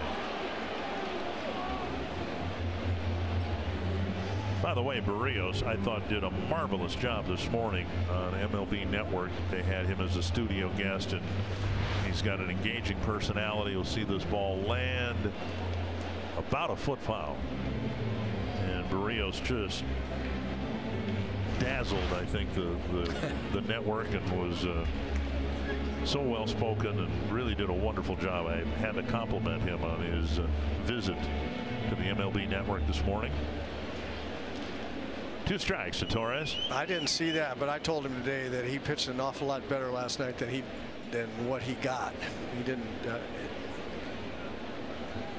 I really felt like he got squeezed by the home plate umpire, and things could have gone an awful lot differently. No swing on the appeal, and it's 1-2. But yes, I would say that the only chink in the armor last night was he did lose focus a little bit after a tough inning, a tough couple of hitters, and seemed to lose what he had. That's down the line. This one will stay fair into the left field corner. Romine around second. He'll go to third, and he'll be held there on a double.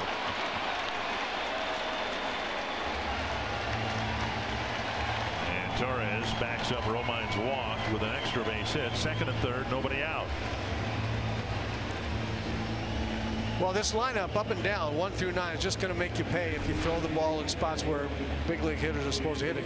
Here's a hanging breaking ball right there, and I mean that's what you're supposed to do with it. If you get a pitch like that, you're supposed to hit that ball hard. If you don't hit that ball hard, you're not going to get hits in the big leagues. It's too tough to hit the tough pitches. You got to hit that one. Here is Gardner, a single, a run scored, and a comebacker to Lynn. The Twins will play the infield in here, already down a couple. And there's activity in the Twins bullpen, and we're just in the 4th inning with nobody out.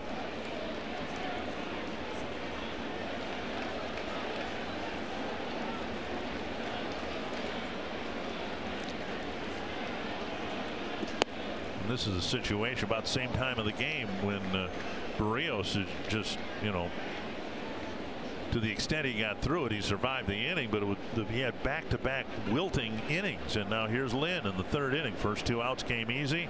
Then you look up, they have 4 runs on the board, a leadoff walk, now a double, and he's back in the soup. Foul back, 1-1.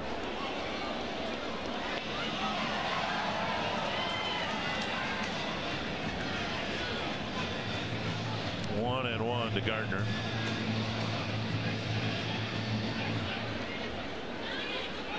Lynn was in trouble in the 1st inning. He gave up 3 singles and pitched marvelously to limit the damage to just 1 run. Yes, he did, and that got him going a little bit. He as you say, then as we showed in the graphic, he pitched the next 8 hitters very, very well. Back to Lynn, and they have a play at the plate with Romine being tagged out. So a mistake by Romine. You're told as the runner, even if the contact play is on, the ball's got to get by the mound. So 1st and 3rd, 1 down. And Lynn might have hurt himself making the leap, and now he's got what appears to be a leg issue.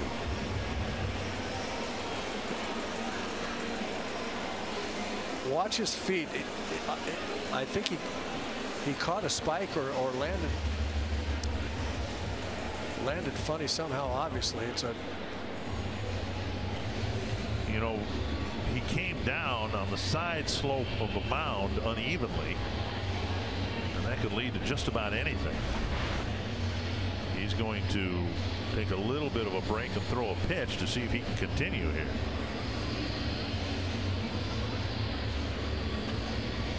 And you hope, of course, that in doing so he doesn't aggravate whatever injury he suffered. thing that worries me with pitchers when they've hurt something, especially in their legs, that their arm motion, everything, they try to compensate and then hurt their arm somehow, and that's what worries me. 2 throws seem to go well, and Lynn has succeeded in staying in the game here. That will not be a mound visit. That's a injury check there. So he goes up and see him come down. I think he came down on the side of his left foot a little bit. It's like an ankle instead of a hamstring. Yep, the left ankle turned just a little bit on the side of the mound, as you were speculating, Dick. And I think that's what I think it was. I think it just ankle barked at him a little bit. Judge, the batter, runners first and third. And further evidence, of course, that pitchers are the best athletes on the team.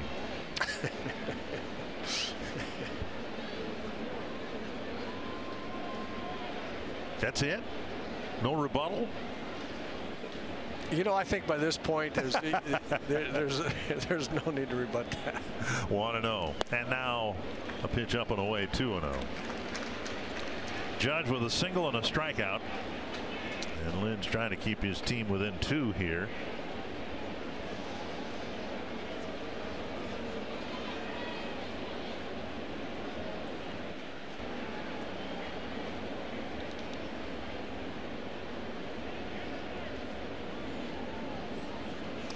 Big pop-up, very short right field.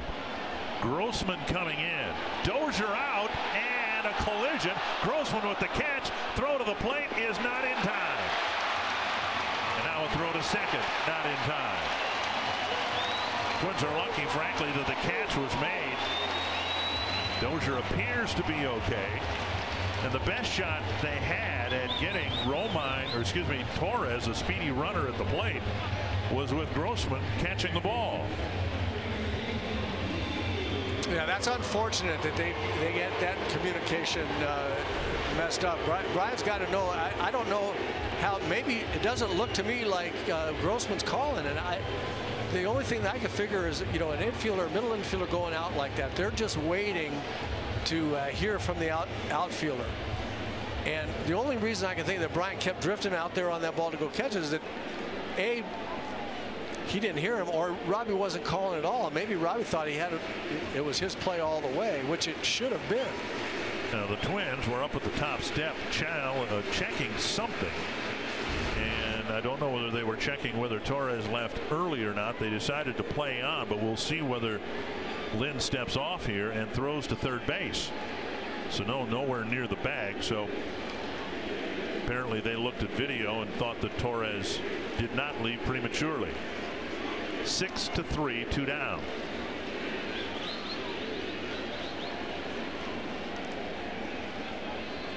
And importantly, perhaps, Gardner was able to advance on Grossman's throw to the plate. Wild up and away.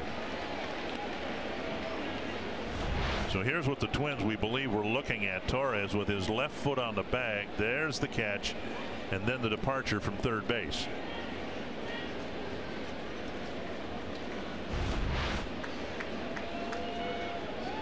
One and 0 to Gregorius.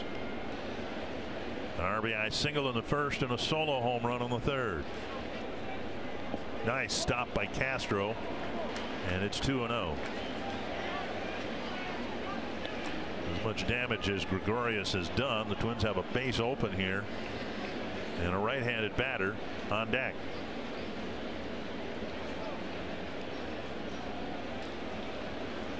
Well, there would be a time, and there will be a time this season, when you're not going to want to put anybody on in front of Stanton. But if ever you're going to do it, not give in to Didi here and take your chances trying to strike out Stanton, because you're not going to strike Didi out.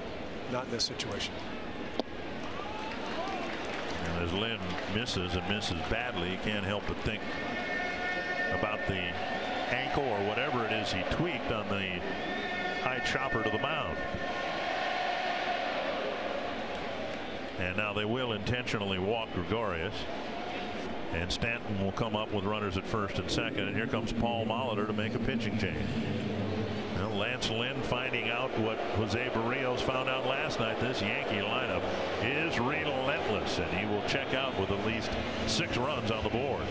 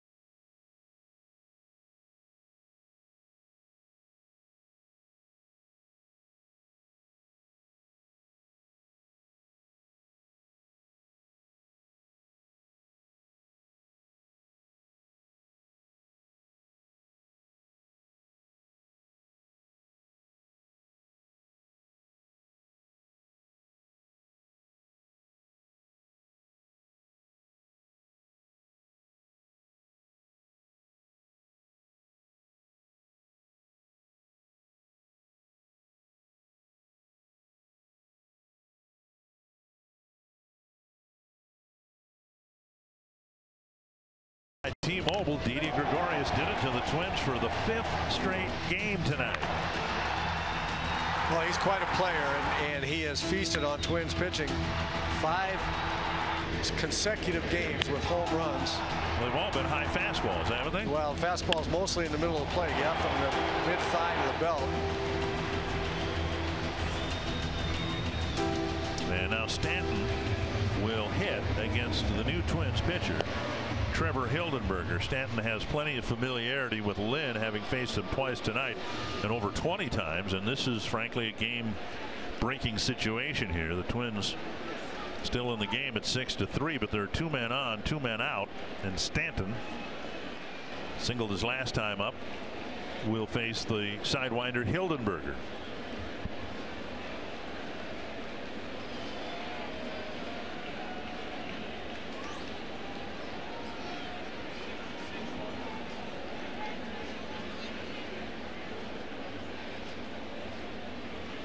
Down and away, ball 1.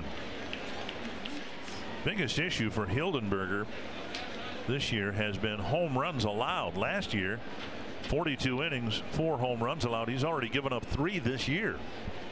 That's why the ERA is as inflated as it is. On the outside corner, 1-1. I was talking with pitching coach Garvin Alston today about Hildenberger. He said they noticed a mechanical flaw in his delivery that was preventing his sinker from sinking like it normally does. Thinks they have it corrected. We'll see the action. Down the line, but foul. And Stanton goes to a knee, collapsing the right leg all the way down to his knee.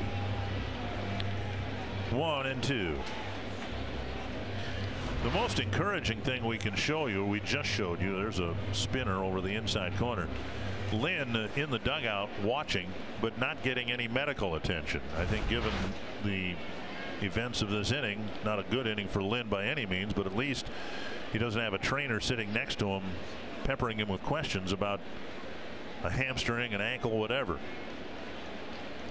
1-2 to Giancarlo Stanton. And now 2-2.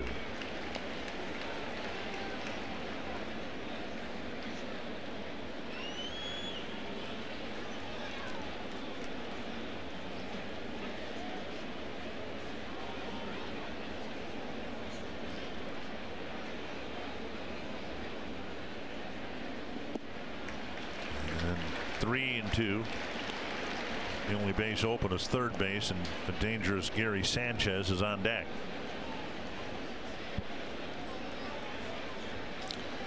Last year, this would have been a situation where Hildenberger would have thrown that sidewinding changeup that you just don't see anybody throw from where Heath lets go of the ball. See what he throws here. Tap foul. And that's another thing Hildenberger did a great job of last year, avoiding walks, just 6 of them in the 42 innings. He's already issued 4 this year.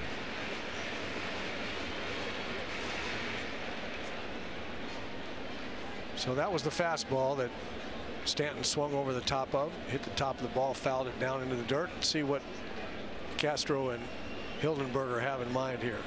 See if he comes over the top to try to trick Stanton with a different release point.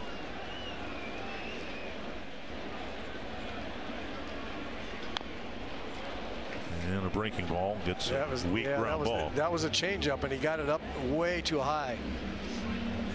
Again, when he was effective last year, that 77-mile-an-hour flopped up changeup, it seemed like everyone was knee high, and guys were just missing it by a foot.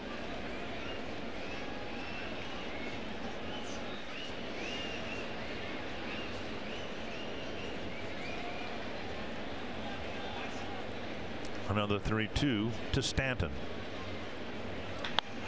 Scalded into the net. Another changeup.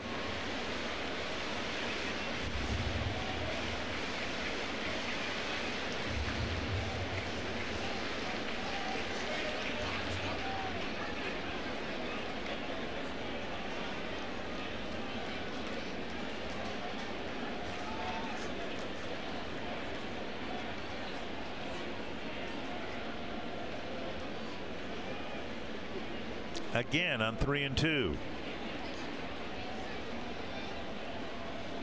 High fly center field. Kepler over. And that ends it. One more for the Yankees, and we head to the 5th at 6-3.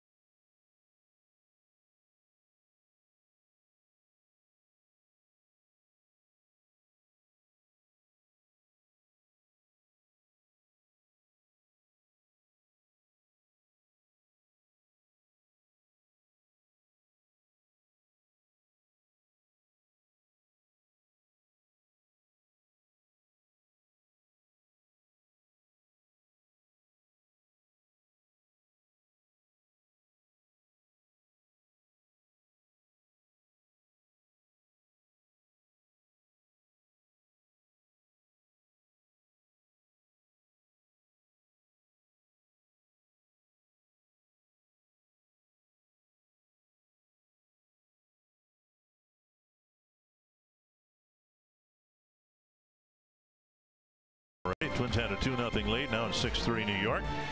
And we'll go to the 5th inning. Joe Mauer will lead things off. And Sonny Gray still out there for the Yankees. He's hardly been sharp. He hasn't had a 1-2-3 inning. See if the Twins can ambush him here in the 5th inning. 3rd time through the lineup here. Put some numbers on the board. One of the things, a big number on the board. One of the things that the Twins have yet to do really well this year, that and I think they will. Last year, when they had a chance to have a big inning, they had a big inning. Yeah. They figured out a way. When they loaded the bases, they got a couple of guys on, nobody out. The next thing you knew, they put a 4 spot up there. We haven't seen that from the lineup yet. There's a belt high strike to Mauer. He walked and scored in the 1st, hit a fly ball to right in the 3rd.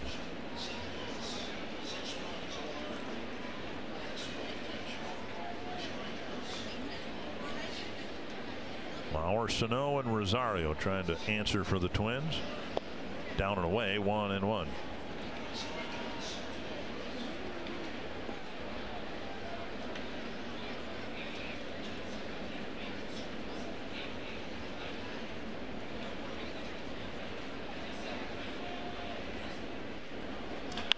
Off the back of Gray, fielded by Andujar. He'll have no play. Doesn't field it at all. And let's check on Sonny Gray and make sure he's okay. It looked like it got him right in the back.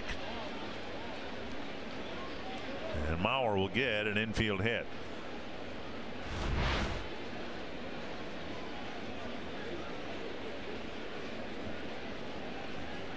Maybe in the right shoulder blade.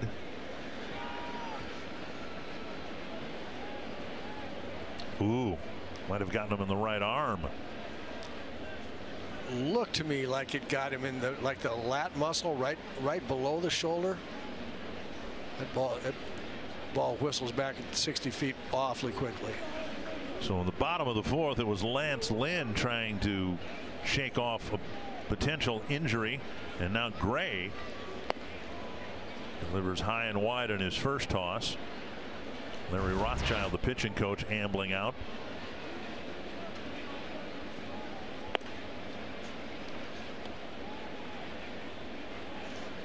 With Lynn, it was apparently his ankle.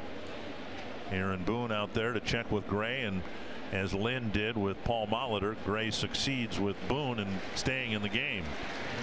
Back in the day when wins for a pitcher were so much more valuable than they are now, this would have been a no-brainer. You're 3 outs away from completing 5 innings with a lead. You want to be out there. Here is Sano. He cranked a 2-run home run over the Twins bullpen in the first inning.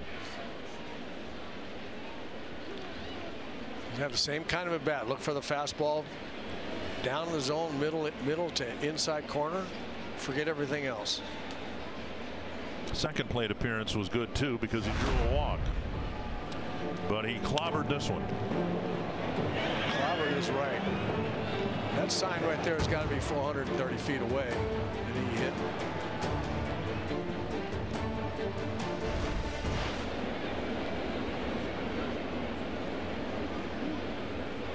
Taken for ball 2. I don't know what your experience was as a hitter, but from where I sat all these years, a hitter who is struggling shows signs of breaking out of the struggle when they see a lot of pitches, when they take some pitches. Big swing and a miss. Now, you don't want a hitter to lose his aggressiveness, but I think over the last few games we've seen Miguel be a little more patient at the plate. Yeah, you know, it kind of goes hand in hand. I'm not really sure which comes first. What I noticed about Sano tonight is that he's taken pitches in really good hitting positions. He's taken pitches better. That's to left center field, and that's down for a hit. Mauer will round second and hold up there. So he's reached all 3 times here tonight with 2 walks and a walk and 2 hits. I don't think that Sano went into the game today thinking he was going to take more pitches.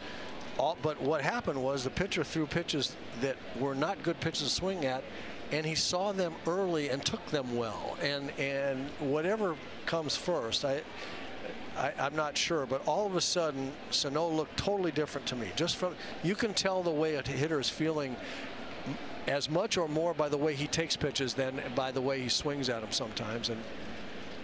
And all of a sudden Sano looked a lot more comfortable at the plate just by the way he took pitches he didn't want to swing at. 2 on for Rosario. That's a foul ball. Not by much. Good pickup over there by Austin, but it's strike 1. Well, another situation here. The Twins had an at bat like this with Castro at the plate in the 4th, Dozier at the plate in the 4th. Now 2 on, nobody out. Twins got 3 singles to start the 4th inning and only managed to get 1 run.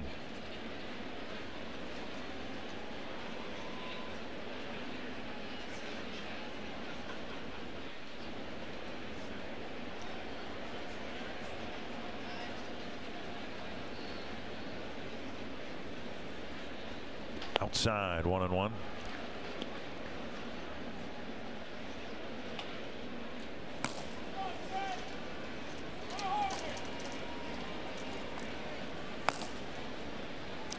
Another power arm in the bullpen for the Yankees. Did such a good job on the wild card game last year. Did he ever. Hacked foul. And that found a seam in the netting here, and we hope everyone's all right.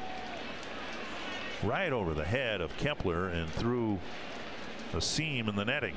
1-2.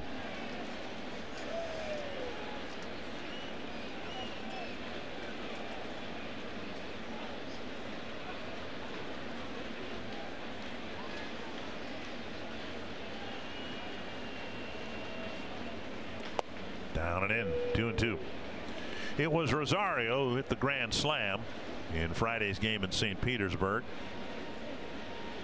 Later, Kepler hit a home run. Looked like the Twins were going to win the opener of this road trip. They did not. Had a chance again on Sunday and really haven't had much of a chance to win the other 3 games at all. 2-2 to Rosario. Got him on a breaking ball. 1 down.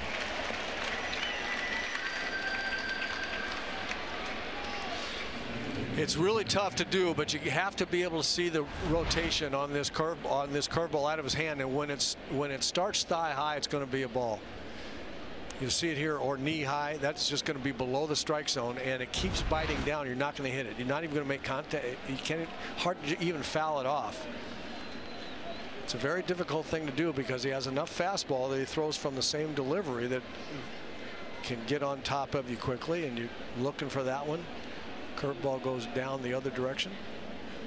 And now Kepler at the knees with a fastball. And you cannot take that pitch from Sonny Gray with 2 guys on. That's Max Kepler's pitch, that low fastball right there. And unless, I mean, if he thinks he's going to get more curveballs and he said, I'm going to look for curveballs and spin on the fastball, that's one thing. But why would you do that? I don't know why you would do that. Down low, 1-1. I mean, we've seen the way Sonny Gray pitches. He throws fastballs for the most part, enough fastballs until he gets 2 strikes, where you're going to get one to hit, and then he tries to finish you off with the curveball.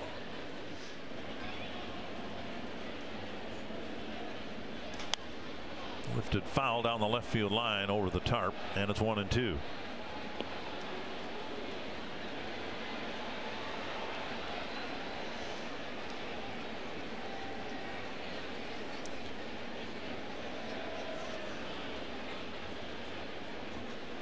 Gray got a big strike out of Castro with a runner at 3rd and 1 out in the 4th. Big strikeout of Rosario a few moments ago with runners at 1st and 2nd, nobody out. Now he's ahead of Kepler, 1-2. That's going to be a curveball down. He's got to see the spin. Driven to center. Gardner going back, still going back. He'll make the catch. Bauer retreats to second base and still will gain 3rd with Gregorius throwing a 2-hopper to Andahar. Pretty well hit ball, getting the curve and putting a good swing on. Yeah, but he went down and got it. It was excellent job. Not many guys can go down and get that ball down there, but he was able to do it. Gave it a pretty good jolt, and Joe Mauer ran that play from a base running standpoint absolutely perfectly. Playing it a 1/3 of the way in the event the ball lands, and then he scores. And then once it became apparent Gardner was going to make the catch, hustling back to the bag and advancing anyway. Exactly right. He was far enough off where if the ball drops he can score, but if the ball's caught he can get back and tag up and get to 3rd. And now it will be left to Escobar to get something out of this budding rally. 1st and 3rd, 2 down. And Escobar takes strike 1. Watch Joe on this drive to center. He comes off. He's about 3rd. He's looking now. It's caught. Hustle back and tag up, and it's so deep that you're able to get back and tag up and then get over to 3rd base. He ran it just perfectly. Joe's a very good base runner. That was perfect. And Escobar waits, taps one foul, and Gray's one good pitch away from stranding a couple of runners here in the 5th. Escobar's 1 for 2 today, and his batting average an even .300.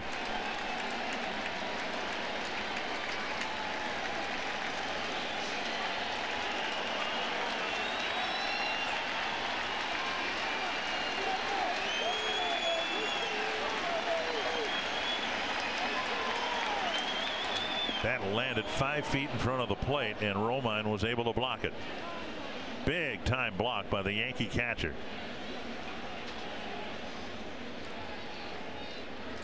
Well, he called for it down there. You got to be expecting it. Imagine it landing somewhere near the plate, though. He was trying to get him to bounce it on the plate, and he was a little bit short of that.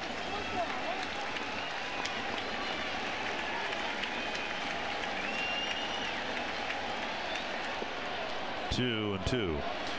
The reason that's such a nice block by Romine, he blocked it, sure, but the third baseman Andujar is well off the bag at third base, and Mauer had a big lead at third, and if the ball had kicked to the side at all, Joe would have been able to score. He squared his shoulders, and yeah, it was a big time play, no question about it. Fundamentally exactly perfect. 2 and 2. And now 3 and 2, Morrison on deck. The runner at first. Sano will take off early. When you're a curveball pitcher like Sonny Gray is, you have to have confidence in your catcher is going to be able to do exactly what Romine has done 2 or 3 times just in this at bat. Because if it creeps into your mind that you can't throw your curveball in the dirt, then you're going to hang it. And the only way that he can throw his good curveball is to not be afraid to throw it in the dirt, and that depends on your catcher.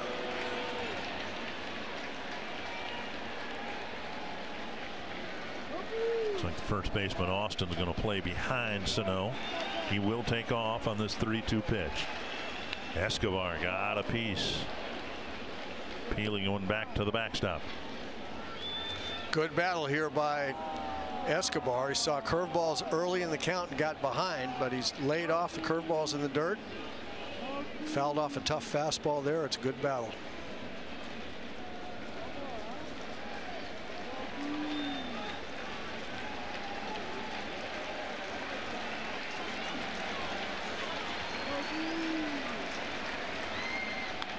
And he fought off a tough pitch there to keep the bat alive. Just talking about you're not being able to get down to that curveball very well at all. Most guys will swing and miss that. Kepler went down and on a curveball a little higher than that, drove it a long way, and Escobar just gets a piece there to stay alive. It's hard to take this pitch. That you just can't believe how that it's going to keep biting down that much. And another foul.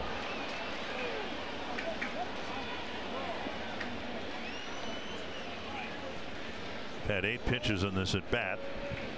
How about Brandon Belt the other day? 21 pitches. An at bat that lasted nearly 5 minutes.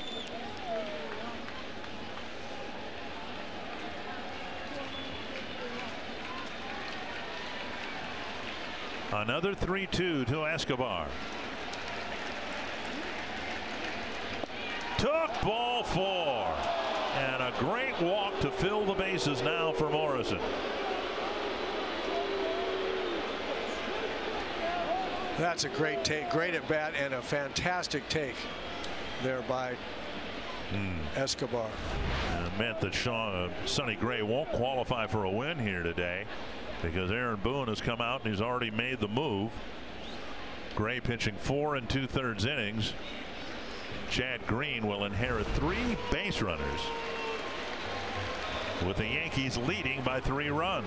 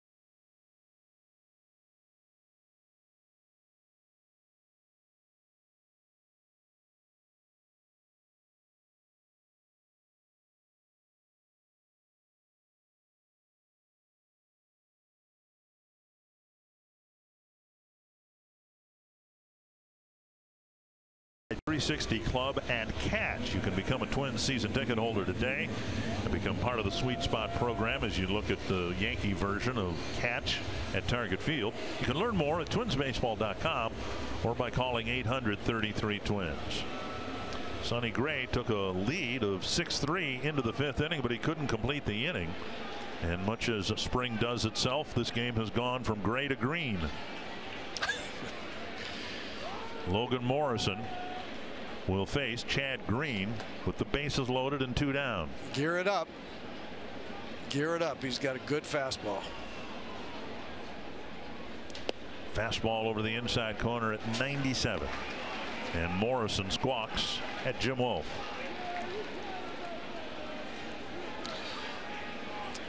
Easy, smooth delivery, just in long arm, and just ball explodes out of his hand.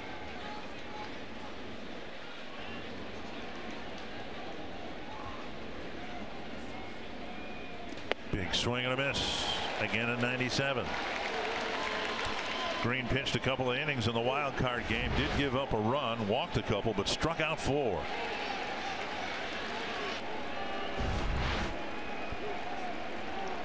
Oh, and 2 to Logan Morrison.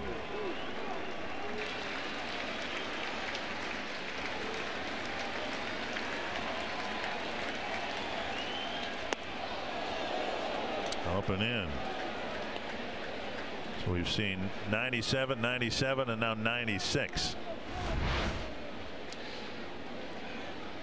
You can't be this long at 97. You know that he's going to have to shorten that down a little bit. His timing's just off right now.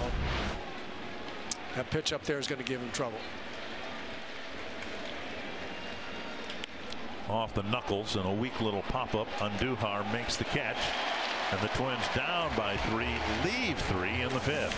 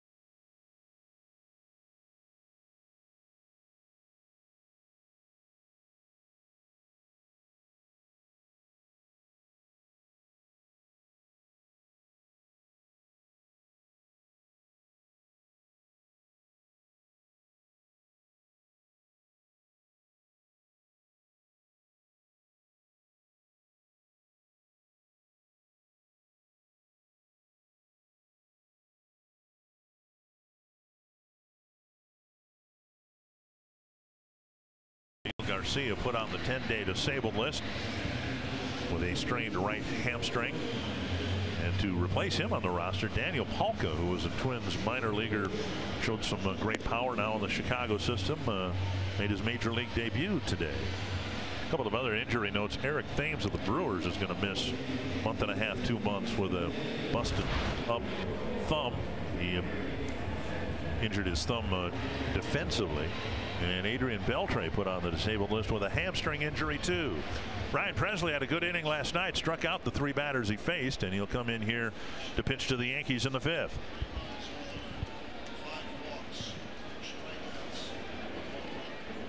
And he will face Gary Sanchez, Tyler Austin, and Miguel Andujar. Presley came in, struck out Stanton, Sanchez, and Hicks last night in the 5th inning.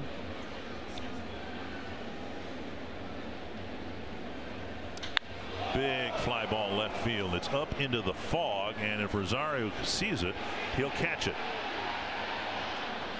Honestly, you watched vampire movies when you were a kid, weren't you? Doesn't this look like a vampire movie? Yeah, I watched them until the vampires came out. We got fog rolling in. I went to something else. One down. And now Tyler Austin hit a 3-run home run to left. Yeah, that was a tough that was a tough blow. Obviously, a 3-run home run always is, but Lance Lynn had been pitching well, and that was one of the worst pitches that he made of the night, maybe the worst. Just wasn't anywhere close to where he wanted the ball. That's the difference in the game. Again, it wasn't a tape measure blast, but both he and Gregorius hit him in exactly the right spots in Yankee Stadium. You have to really admire, at least I choose to, guys like Sabathia who've pitched with success in this ballpark, because I mean, honestly, the combined distance of the 2 home runs might have been, 650 feet because they were hit down the lines. Neither would have been a home run at Target Field. I think Target Field is a very fair ballpark to hit in. Oh, I think it is too. The only thing that's unfair about Target Field is the big high scoreboard right center field fence, because you have to. The balls off the top of that are home runs everywhere else, and I don't think that's quite fair. But for the most part, I think it's a good park to hit in, and I think it's a fair park to hit.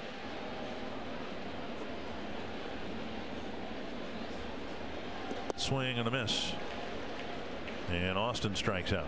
2 down here in the 5th inning. 10-1. Sano hitting a home run in the 1st inning tonight, and you're not going to beat anybody if you give up 10 home runs in 2.5 games. Well, the Yankees are going to put that ratio up, to with another team or 2 or 5 or 10 before this year is over. That's the kind of lineup that they have. And the other thing that it points out is, I mean, the Twins can hit the ball out of the ballpark. They're not swinging the bats real well right now. It's clear. They're behind, whether it is weather and non-playing related or not. They're not swinging the bats really well. If you're going to beat this team in Yankee Stadium, you're going to have to come in to swinging the bats well. Down the left field line, and another hit, another extra base hit for the Yankees on Duhar, who was held without an extra base hit last night. It's a 2-out double here in the 5th, jumping on Presley's first pitch. And that'll bring up Romine.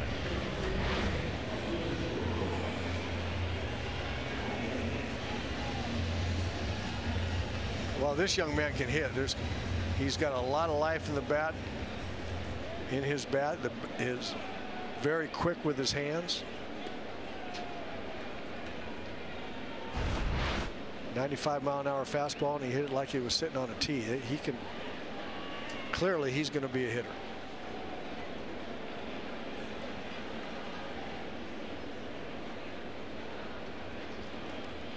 And Romine goes after the first pitch.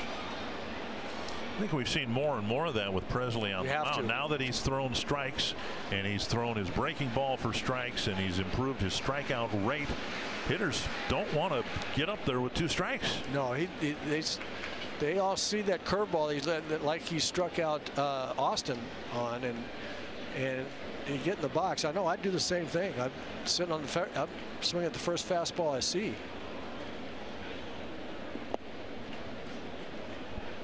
Meanwhile, and I think you can see from our center field camera, the diffused image that you're getting, the fog is intensifying here.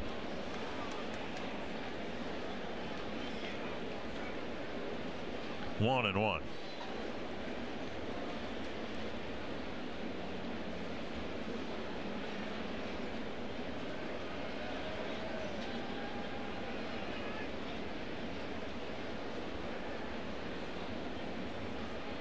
Half swing, but a strike. 1-2.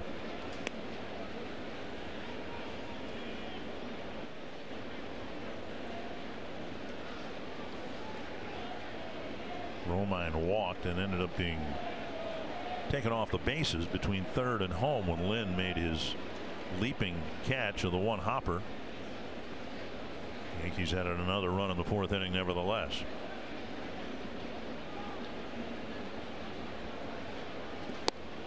And another good inning for Ryan Presley. A couple of strikeouts along the way and a 0 in the fifth, and we head to the sixth with the Yankees up 3.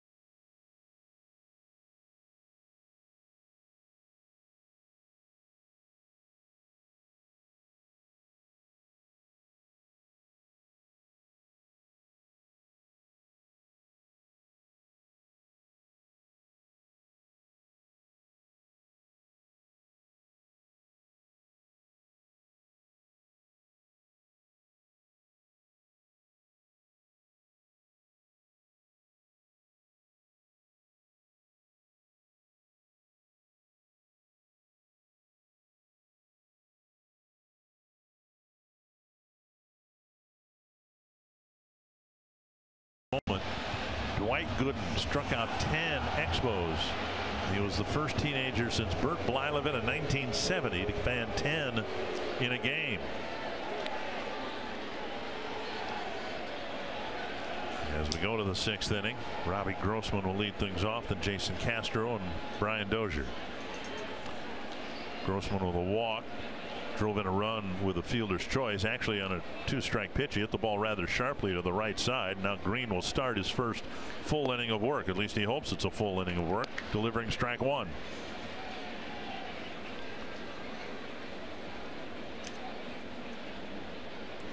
Zach Duke getting loose in the Twins pen after another good inning by Ryan Presley. Here's a ball hit high, fairly deep to center, but Gardner has it measured short of the track, one away. And that'll bring up Castro. As short as it is to right field in this place, that is way out there in center field. That's especially on a night like this, 399 around to 385, and from left center around to right center, that's a lot of territory out there. Now at the old Yankee Stadium, in left center was 4 something, right? It was way out there, and they brought it in. Yeah, at one point in time, it was, you know, you could hit the ball up and rattle around the monuments back in the old days, but right. They put a fence in there in front of the monuments, and it was still way out there, and they did bring the fences in. You're right. 1 strike to Castro, a fly ball to left, and a big strikeout in the fourth inning. Twins had a chance to jump back with a multi-run inning. Now Castro dumps it down the line. He'll run, and the ball will twist foul. 0-2. Big chance for the Twins, especially after the Yankees had just put 4 up in the bottom of the third. And in the fourth inning, 3 straight hits greeted Sonny Gray. Grossman drove in a run with a ground ball, but then with first and third and 1 down, Castro struck out. Dozier popped up, and that was the end of the threat.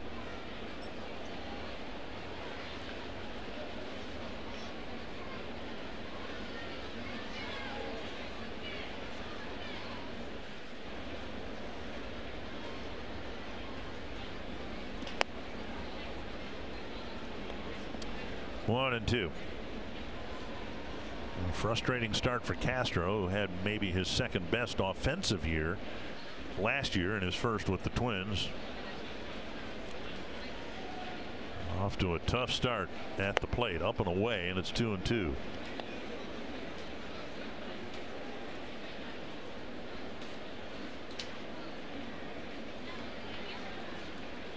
When teams are going good, and we expect this Twins lineup will be much more productive as Castro strikes out again, you get a lot of on-base percentage, hits, what have you, from the bottom third of your lineup to roll over to the Doziers and Mauers and Sano. And one of the reasons this Twins lineup hasn't been real productive lately is the bottom three guys, in tonight's case Morrison, Grossman, and Castro, they're all struggling. 2 down, and now Dozier with the bases empty. The Twins have not really hit a streak yet where they're hitting up and down the lineup, right? And now they've gone into a streak where very few guys are swinging the bat well. It's just starting to see some real life from Miguel Sano, which is very encouraging. And Brian's been pretty steady. Joe Mauer, very good to break from the gate, and then struggled a little bit lately.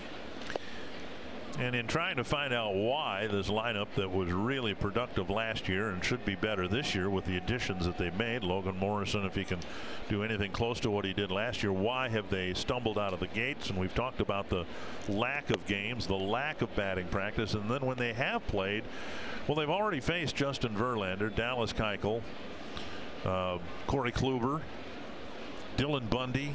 I mean, they've Jamison Taillon of the Pirates. I mean, they faced some really good pitchers when they have played. There's a ball fouled back almost into the well, and I think your point's a great one, and I will give you examples of what I think is really the issue there is they didn't play any games for quite a bit. They're snowed out in Minnesota, off day, go to Puerto Rico. Who do they see? Kluber and Carrasco, right, and then see Chris Archer in another off day. High fly lazily hit the center, and Green has a 1-2-3 6th inning.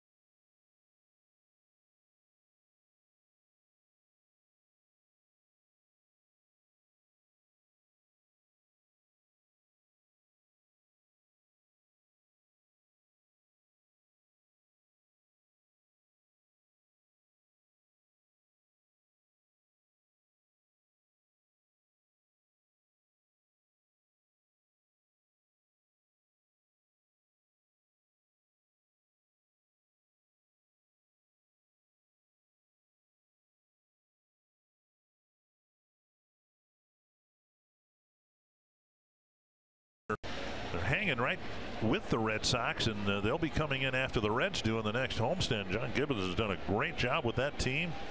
Zach Duke coming in, pitching to the Yankees here in the 6th inning, starting with Gleyber Torres. See Zach Duke's numbers. Started off pitching very well, ran into a couple of oops appearances, but overall being counted on very heavily this year. Part of the improved bullpen that we hope to see. We think we're going to see this year. Torres, Gardner, and Judge in the 6th. 0-2.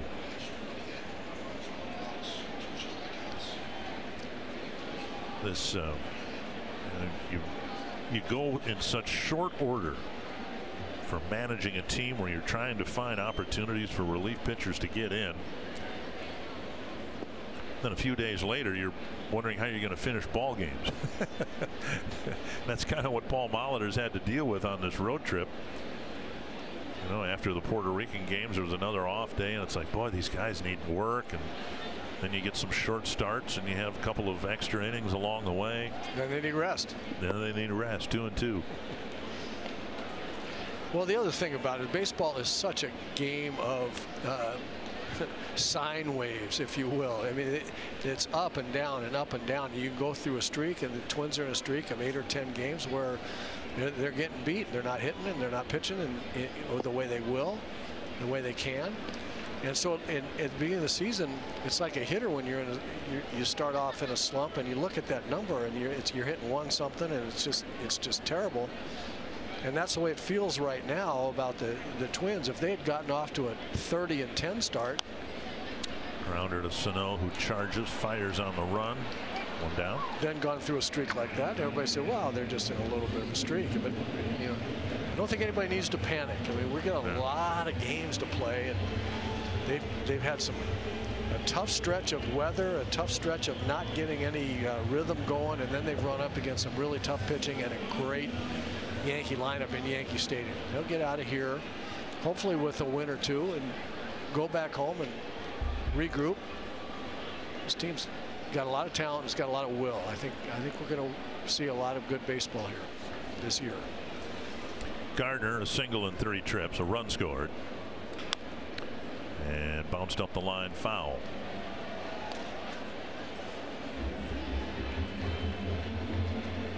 The one good thing, the Twins have had this tough stretch here and a losing streak of 5 games, but they are not in a division like the American League East that has seen the Red Sox get off to an historic start.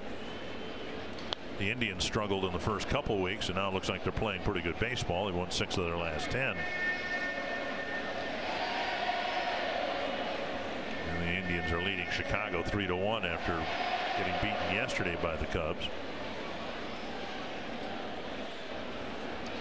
No, the Twins are in a weak division. There's no, relative to the rest of the league, there's no question. The Western Division is with Houston, and now the Angels, the way the Angels are playing, has become a very tough division to play in. And the Twins, unfortunately, were only able to play 1 game against the White Sox in the homestand. The 2 games in San Juan against the Indians, they've hardly played at all within the division. Gardner's up there with a 2-2 count. So we go home and we'll play a National League team and another team from the American League East. Then we'll get the White Sox for 4, and then we won't get back into the American League Central for 2.5 weeks. It's really a peculiar schedule that way. 2-2. And just missing the inside corner, 3-2. Generally speaking, what streaks like this mean is that there are some streaks at the polar opposite, 180 degrees from here, where everybody's going to be swinging the bats well, and you're going to run into other teams that are struggling, and you are going to fix a lot of things from a 1-loss record standpoint. So you have to be able to ride these sine waves that are Major League Baseball as a hitter, as a pitcher, as a team, up and down and up and down and up and down. 2 down. Take a look at the last pitch that struck out Gardner. Brought to you by Carrier. Nice breaking ball in a very good spot to Brett Gardner there. I heard him say it so often I could still hear him, but your former teammate Kirby Puckett would always say, somebody's going to pay. Well, absolutely right. That's exactly what happens. You know, Puckett Puck was right more than most people that said that because there was some severe pain. But you have Puck go through an 0 for 10, 0 for 12, and then there was a 10 for 12 coming against somebody, and that person paid dearly. Judge 1 for 2 with a sacrifice fly. And 1-1. Twins now with 2 left-handers, Zach Duke and Taylor Rogers. 6 right-handed relievers. And now 2-1.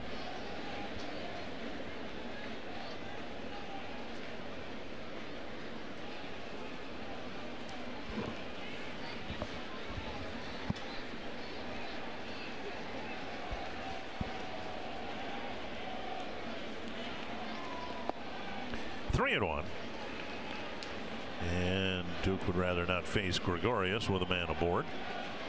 Rather not face Gregorius at all right now, frankly. 3-1 to Aaron Judge. 3-2.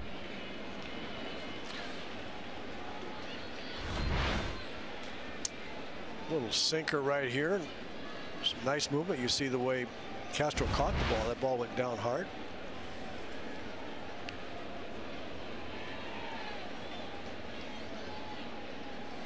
Long look in. And a breaking ball, a half swing, no swing. Judge takes a walk with 2 down, and Gregorius will hit here in the 6th.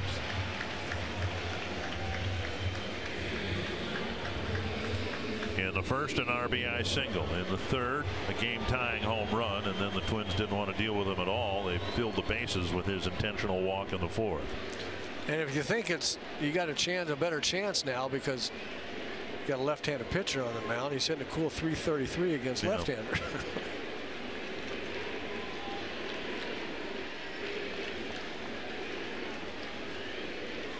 It's a different world economically and otherwise here in New York.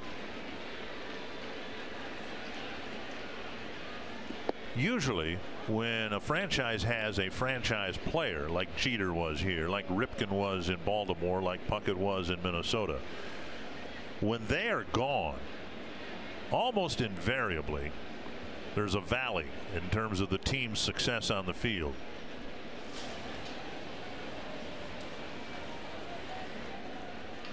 There's a bunt up the line, beautifully placed, and Gregorius will take what the Twins give him. An 80-foot bunt perfectly placed up the line. Now there are 2 aboard for Stanton. Now watch how long he stays at the plate. Square, bunt it, now run.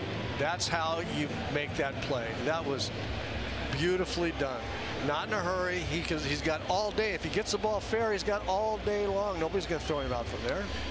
And go back to the first game of the series when Joe Mauer tried that in the 1st inning. He just didn't get enough behind the ball. It didn't roll up the line far enough, and Tanaka was able to make the play.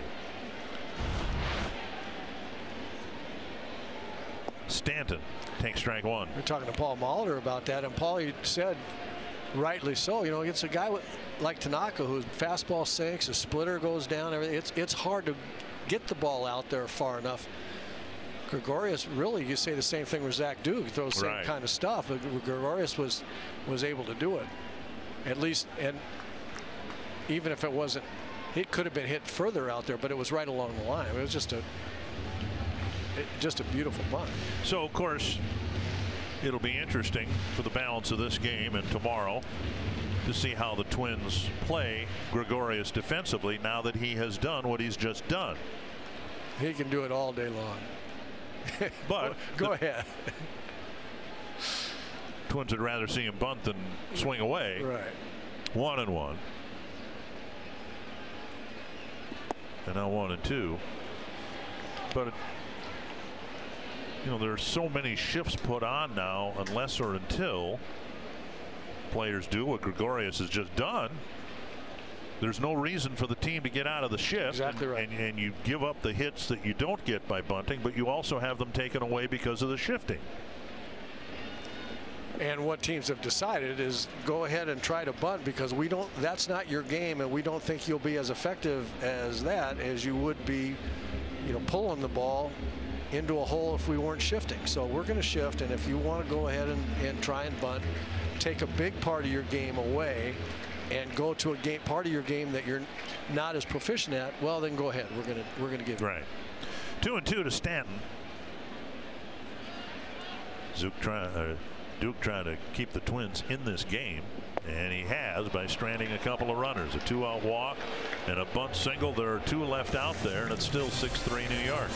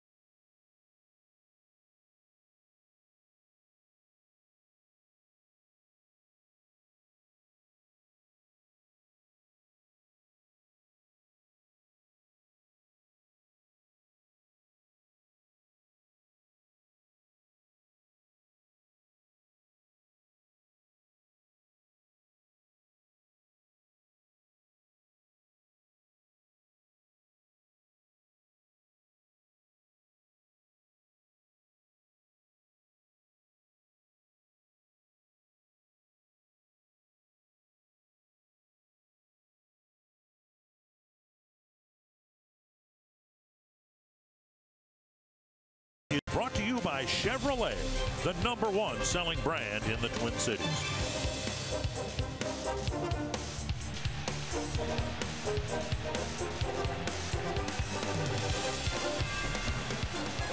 Sunday, the NASCAR Monster Energy Cup Series heads to Talladega for the Geico 500. Get ready for all the fast-paced, heart-pumping action from the Super Speedway starting at 12:30 Central on Fox, or stream it live on Fox Sports Go. Vincent Price and Bela Lugosi with you here from Yankee Stadium. Joe Mauer leading things off on an ever-increasingly foggy night at Yankee Stadium. Mauer, Sano, and Rosario. At the knees, track 1. I just went out to the press dining room, got some garlic.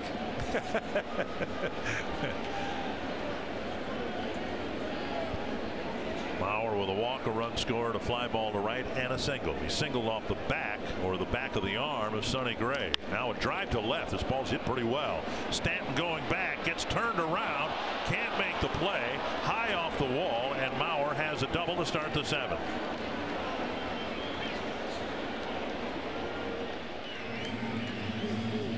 So Joe has had a difficult time of it on this road trip, but he's 2 for 3 with a walk. Yeah, maybe the best swing, 2 best swings he's had by far. The ball he hit off of Sonny Gray, and then this one right here. He drills this ball to left field, gets Stanton turned around. The ball spins on him, and unable to make that play. Would have been sensational had he been able to catch it.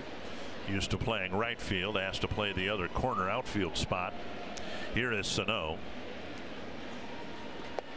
Down and away, ball 1, and it's been a good night at the plate for Sano. And you see, I was talking about the way he's taking pitches now. I mean, he's taking that pitch early. He's seeing that early. He's not offering it that. We have seen him swing, get excited about fastballs and swing and miss that pitch. And he just looks different all of a sudden. And again, taken for ball 2. So watch the way he takes this pitch. Here's a curveball down and away, and he sees that ball early. He's not flying out too open too soon. We've seen him on a check swing have a strike called on him on a breaking ball like that, down and away. We've seen a lot where he'll either swing at that or he'll wave weakly at that pitch. He just gets so intent on hitting fastball that he swings at the first thing he sees. And it looks to me like all of his at-bats tonight, he's taken time to at least see the ball longer. Takes on 3-0, and it's 3-1. Rosario behind Sano.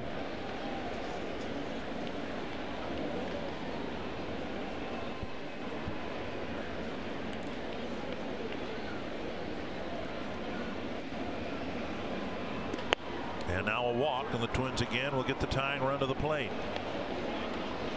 There have been a few plate appearances like this one where the Twins have had an opportunity to answer the Yankees, who took control of this game with a 3-run home run. And now with first and second, nobody out, Rosario has another chance. He had this chance in the 5th inning after Mauer and Sano singled. Aaron Boone, the first-year manager of the Yankees. Rosario tonight 0 for 3. He did a line out to the right fielder Judge in the 3rd.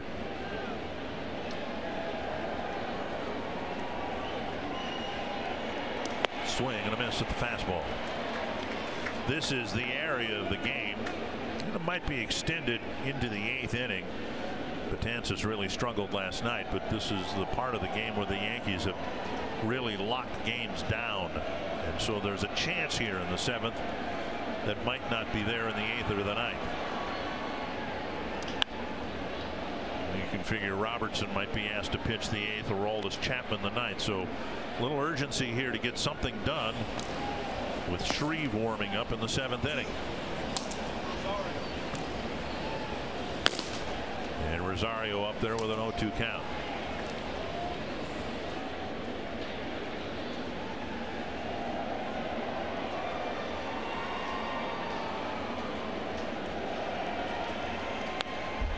Foul back pitch up and away a little bit. That's Addison Reed.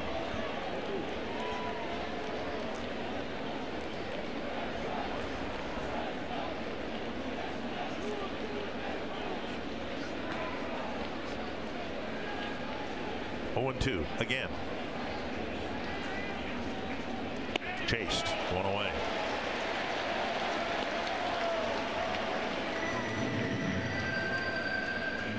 Now Kepler. It's hard for Eddie Rosario to lay off pitches, especially when he's not swinging particularly well. His swing's been a little bit long here in the last week or so as well. That ball up and away, not a strike. And he got himself in a hole swinging at tough pitches high in the strike zone. Chad Green rushed it up there, sitting 96, 97. Now, a high fastball is a tough one to hit. You got to make the ball be down in the zone. Down and in, nearly hit him. Other than the 6th inning when the Twins went down 1-2-3, they've had at bats to jump back into this game in the 4th and the 5th, and again now here in the 7th. So Max going to get fastball here, make the ball be below the belt, make him be down there, hit the pitch you want. That's sharply hit through the hole, a base hit. Mauer around 3rd, he'll score. The Twins are on the board, and now the tying run is at 1st. Another way to beat the shift, hit them where they ain't. Nice at bat there by Max. More about pitch location selection to swing at than anything else. But very nice at bat. You see right here, high fastball is going to be tough for him. That's a pitch that he can handle. Head down, and a solid single to center field. And now Escobar, 1 for 2 with a walk. Escobar with 3 hits last night.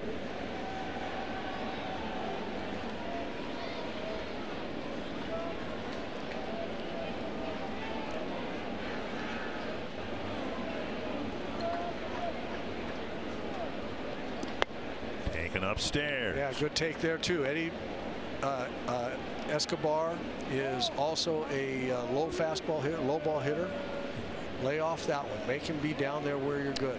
It'll be interesting to see how the managers play the next as we look at that pitch. That is not a spot that Eduardo Escobar wants to swing at. Checked again, 2-0. Lay off of that one. Be interesting to see how the managers play the next at bat. Shreve, the left-hander in the bullpen for Aaron Boone. Morrison struggling right now for the Twins, a left-hand hitter. If I'm Ryan Lamar in the Twins dugout, I'm running around. I'm got my helmet on, and I'm absolutely ready to hit against a left-hander just in case. And Escobar got one down in the zone to hit, and he fouled it back. 2-1. Yep, it says, "Wow, you wanted that one." That was an opportunity right there. Kepler runs pretty well. You'd like to think a double would tie the game. Escobar got a couple of those last night. Just off the plate, 3-1. Morrison on deck. Now's where you get really small in your strike zone. You get as a hitter. He wants the ball knee high to thigh high. See right here, this is a home run he hit in Tampa. That's where he wants the ball, right there, knee high to thigh high, or it doesn't count. Liner into right field, a base hit. Sano rounding third. He's not coming home. He's being held, respecting Judge's arm. And a base hit by Escobar fills them for Morrison. And the only question is, will the Twins counter the Yankee pitching change? Almost into the glove of Austin. In fact, it deflected off the glove of the first baseman. So here's the pitch. A little higher than perfect for Eddie, but for Eduardo Escobar, but a good pitch to swing at. 3-1. He was ready for it. Drives it into right field. Well, Chad Green facing all 9 Twins batters, and he retired the first 4, but only 1 of the last 5, and Shreve will come in.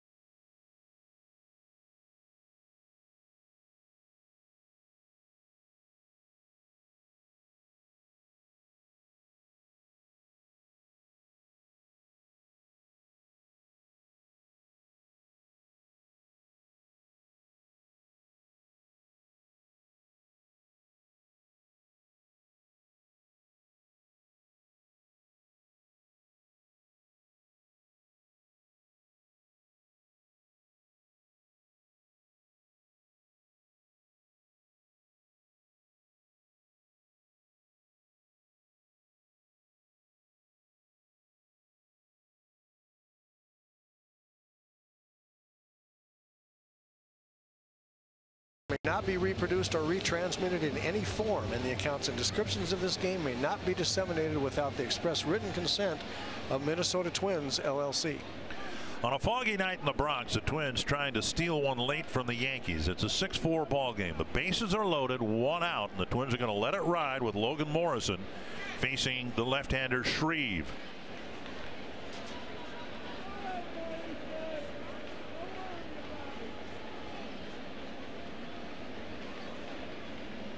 Down in the dirt, and a nice stop by the catcher Romine. Ball 1. Morrison with a single in 3 trips. Chase and Shreve gave up a couple of doubles and a run last night in the 8th inning. Hasn't given up much at all this year, and the Twins touched him for a couple of hits. 1-0. Big swing and a miss.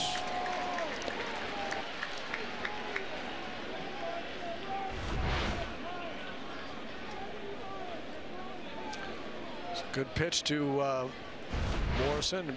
Big swinging guys right in under their hands is good spot. The run Shreve gave up last night, the only run he's allowed. 1-1. Tap foul. Morrison's got enough on his plate here. He's really struggled, but Is the hitter aware? I mean, does the fog complicate matters at all from 60 feet 6 inches? I don't think a lot from 60 feet. I think you can see.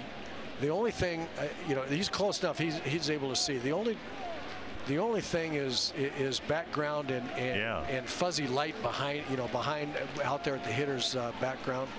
1-2 to Morrison.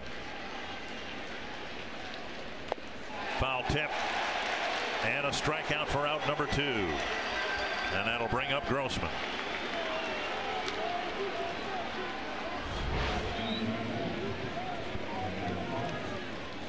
See that ball just disappearing. Yep. It looked like a little changeup or something. And the fog had nothing to do with the disappearing act. Well, now it's come to Grossman here in the 7th inning. The Twins have the bases loaded. Tying runners at second. Kepler's a speedy runner. A hit to the outfield should tie the game. Grossman with 1 run batted in. 0 for 2. Strike 1.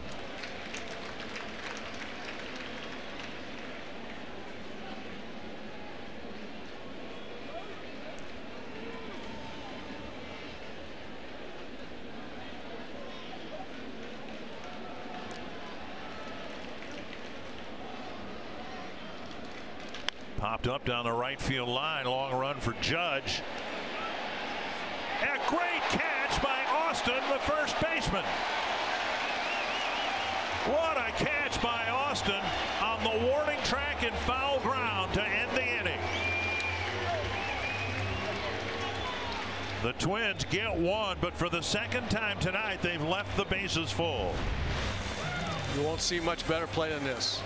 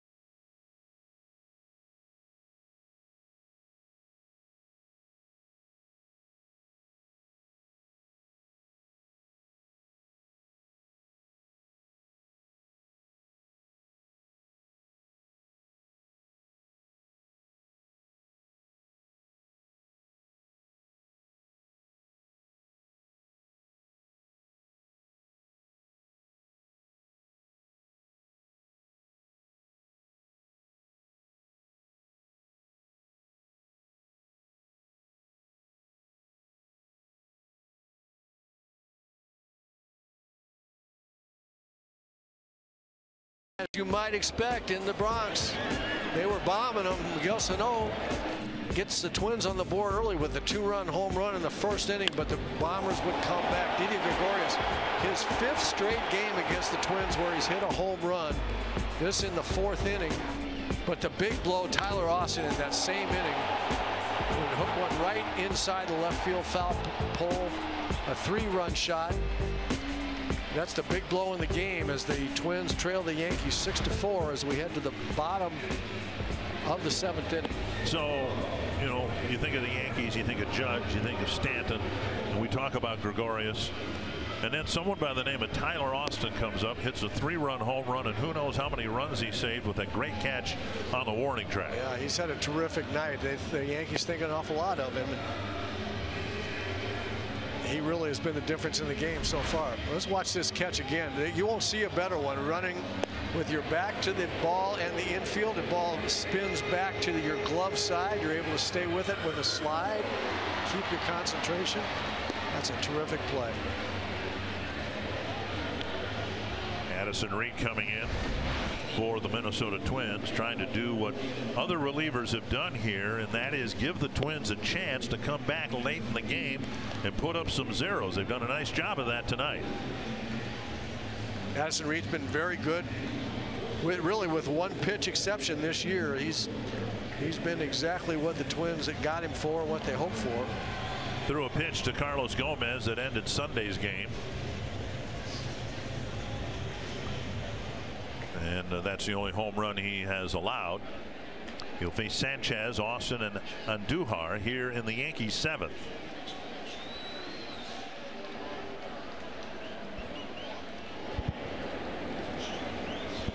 Sanchez 0 for 2 with a walk and a run scored. Strike 1. Sanchez the DH tonight. Good chance he'll be behind the plate tomorrow afternoon.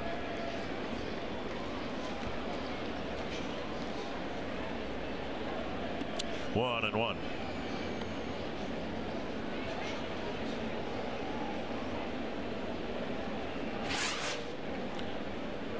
CenturyLink, what's next? Kyle Gibson will start for the Twins. Jordan Montgomery, a lefty, going for the Yankees. That's over the inside corner, 1 and 2.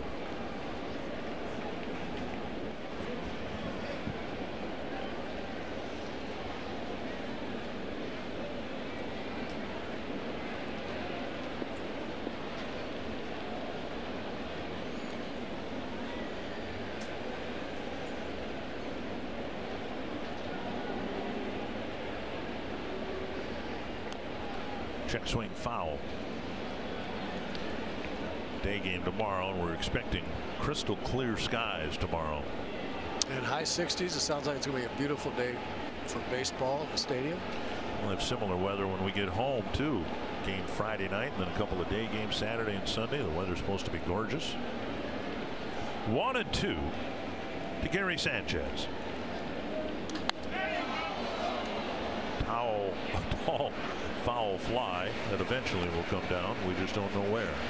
Disappeared up into the fog. I'll be doing the Toronto series with you, Dick. It's supposed to be 70s and high 70s on Monday, 71 on Tuesday. Boy, that's going to feel good in Minnesota. Drilled foul into the netting. Still 1 and 2.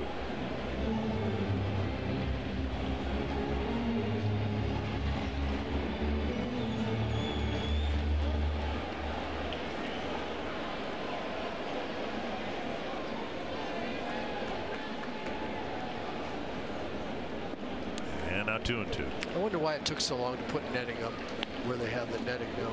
I've said this before. I think years from now, decades from now, when footage of games are seen by people, they'll go, what? There was no netting? Much like you and I when we see pictures of photographers on the field during at bats, which used to be the case. Yeah. It's like, are you kidding me? And I think the same reaction will be like 30 years from now when they show video of baseball highlights. I've never ever let any of my family sit anywhere but behind the screen somewhere. 3 and 2. And a foul ball, and I got a piece of Castro. Unless they're a long way from the hitter. They have plenty of time. That's just scary to me. Always has been. Well, from the reports I've gotten, the young girl that was hit here last year when the Twins were in town, she's doing fine. And it took that, I believe, to pop up to the infield. McMauer can see it. He'll catch it. It took that to get the expanded netting. 1 down. And now Tyler Austin. And I mean across baseball, even in the minor leagues. 1 down. And that'll bring up Austin.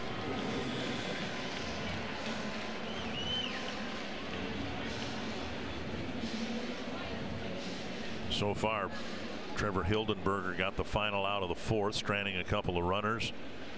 Presley with a relatively uneventful 5th. Duke stranded a couple of runners in the 6th. The bottom line is the zeros put up by the bullpens, giving the lineup a chance to threaten to tie the game. They had a great chance in the top of this inning and only got 1 back.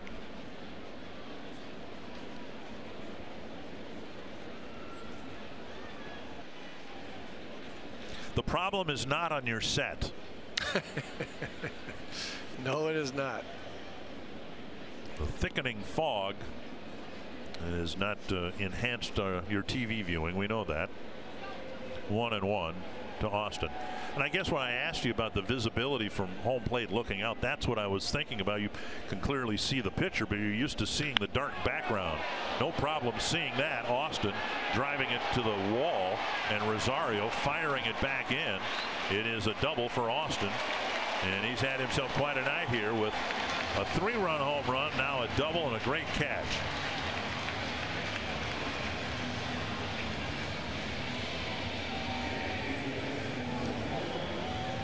And that'll bring up Andujar with a man in scoring position.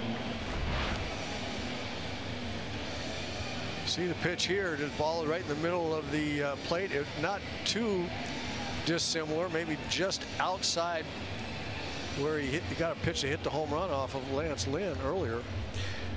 So I guess now the question is, what's it like for the outfielders who are trying to peer in and see a little white baseball emerge out of the fog from 300 feet away? I think that's more difficult than seeing the ball from the mound. Eddie Rosario stretching his shoulder. He heaved the ball in from the base of the left field fence all the way to second base. Hopefully he didn't stretch out the arm.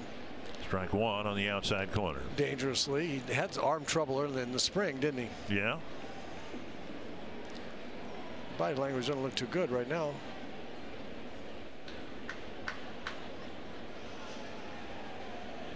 And Duhar with a double his last time up.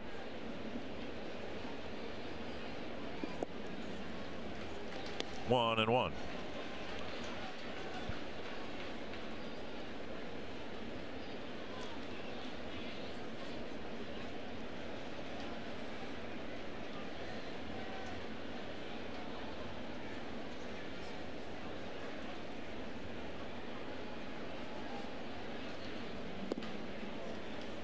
Two and one.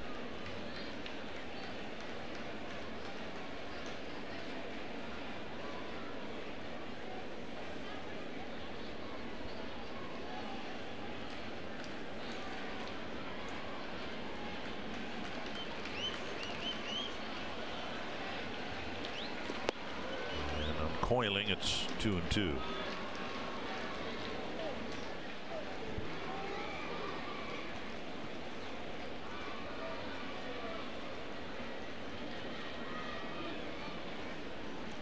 Reed trying to pitch around a 1-out double.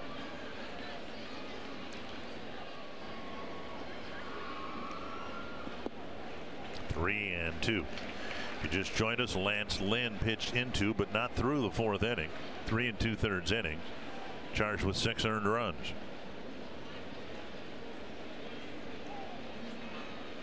On deck is Romine.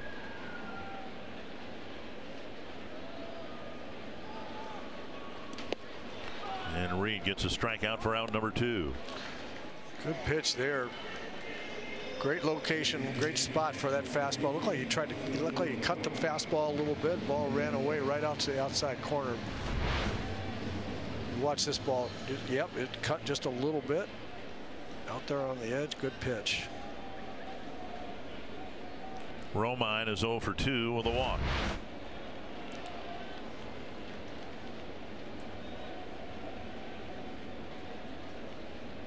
Fouled to the backstop.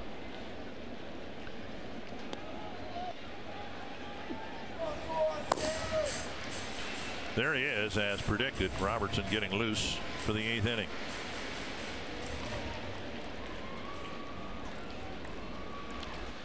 Tough duty against these Yankees. Tough going through the lineup if you're a pitcher. Tough when you get into the bullpen if you're a hitter.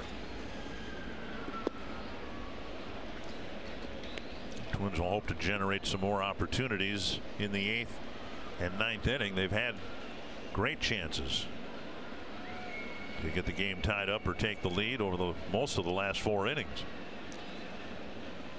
They've been a little bit station to station. They haven't gotten a big hit when they did, or when they did get a hit, it was a single and not a bases clearing double or something. That's to short center. Kepler coming in to put it away, and a good inning for Reed. A scoreless 7th. On to the 8th. The Yankees up by a pair.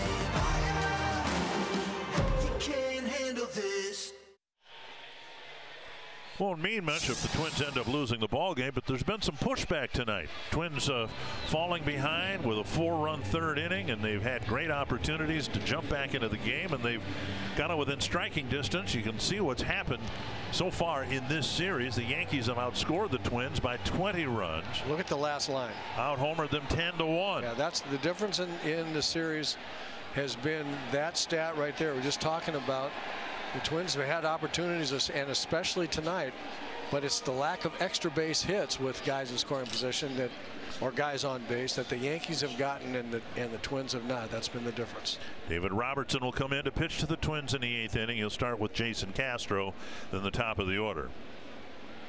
Robertson came into a tight spot in the ball game last night and got a couple of big outs, and he'll be asked to get 3 of them here tonight. Castro pulls it foul. Been a frustrating night again for Castro, who's left 3 men on base and struck out twice.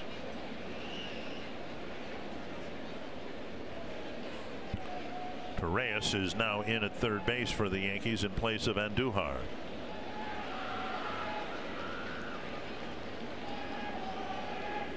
Another ball chopped foul. And another real good curveball. Like Sonny Gray, Robertson has a terrific overhand curveball to go with a fastball and a cut fastball. That curveball is really hard to hit. Robertson came on in the 7th and got Adrianza and Mauer, with the Twins scoring a run in the 7th but leaving 2 men on.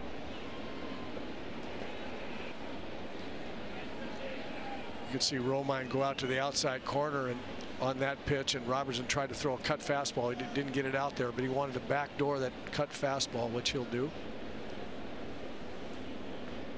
Swing and a miss. Castro strikes out for the 3rd time. All 3 strikeouts swinging, and they've come consecutively here in tonight's game. 1 down, and now Dozier. Cole warming up, and I'm not sure why. Maybe if the pitch count runs up this inning against Robertson. Cole, another right-hander.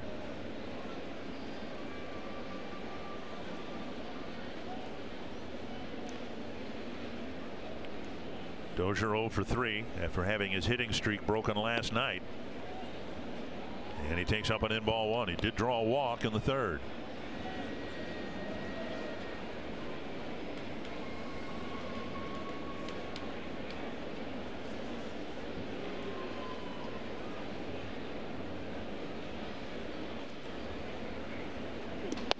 Down the middle of strike.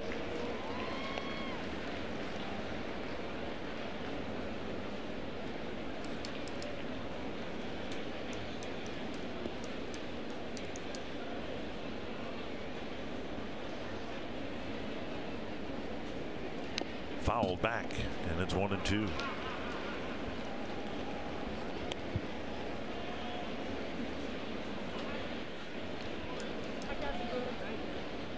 I got to believe Cole's just getting some work in out there. Well, you would certainly think that it would be Chapman, the next one up. I think that Aaron Boone is go with the studs. There's some, make sure he locks this game down. Little roller left side. Little hesitation between the middle infielders and a nice pick at first. This is Tyler Austin's game, and he made a nice play there after a little hesitation. Gregorius and Torres kind of looked like either one could make the play, and Torres made it. Second time that Torres has fielded a ground ball off the bat of Dozier from that side of the infield. And now Mauer with 2 down in the 8th. Mauer struck out against Robertson last night.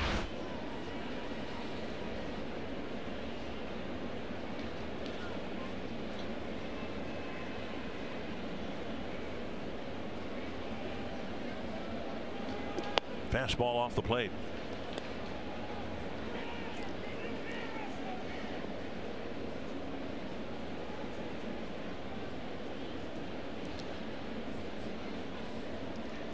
See if Joe can get the big man up there just as the potential tying run, just to see. And now fastball for a strike, 1-1. Twins saw a lot of Robertson. Joe saw a lot of Robertson when he was with the White Sox. Back with the Yankees now.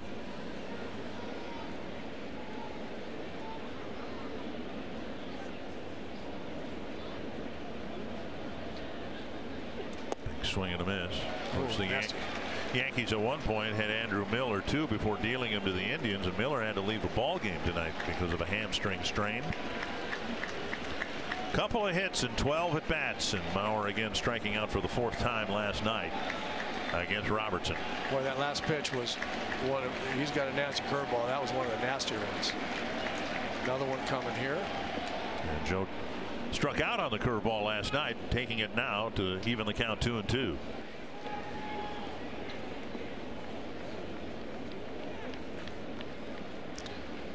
You watch the break on this curveball again. Late, sharp, and just, I mean, just down, all of a sudden down. Joe thought he was right on that ball, looked like he was on it, and it just bit down hard. 2-2. Jacked his swing, and the pitch didn't miss by much. Little cutter inside that just missed the inside corner.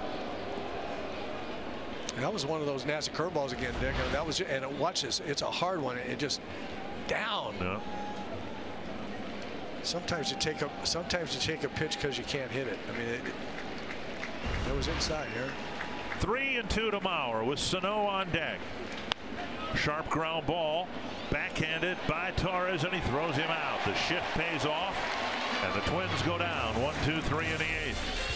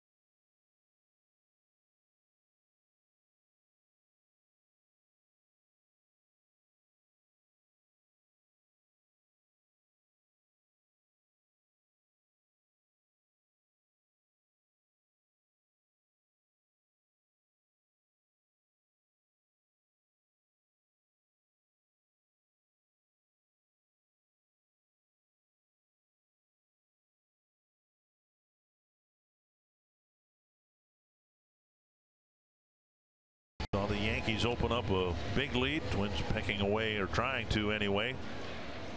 And Taylor Rogers will try to do what 4 other relievers have done ahead of him, and that is keep the Twins in the game. Had a good inning last night. He had a very good inning last night.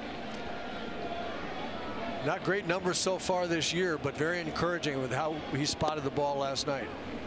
And he dots the outside corner for strike 1. Torres, Gardner, and Judge here in the Yankee 8th. 2 strikes.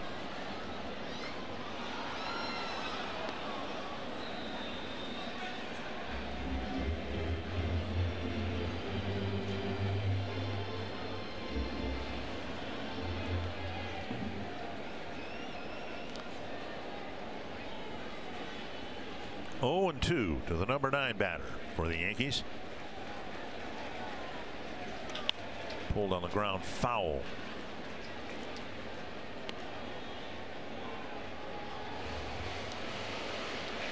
Well, it looked like that pitch was going to be in on Torres. There's no way he'd be able to make contact. Not only did he make contact, but he actually pulled it. Foul. Well, it'd be hard to hit that pitch from in there or anywhere else. He hit it foul, but he hit it down toward his thumbs. Searing line drive into left field for a leadoff hit. His second hit of the ball game. So the leadoff man on here in the 8th, and that'll bring up Gardner for the 5th time tonight.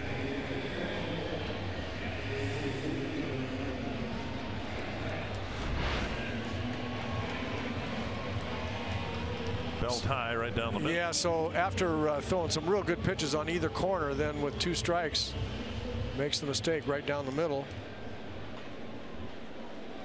So you can see where the catcher is, right on the corner. Well, actually, it was on the corner, but he's mad at it. He's mad at himself because of the height of that pitch. It was up where Torres could get to it. Pitch is high to Gardner, who slides that left hand up on the bat barrel. Ball 1.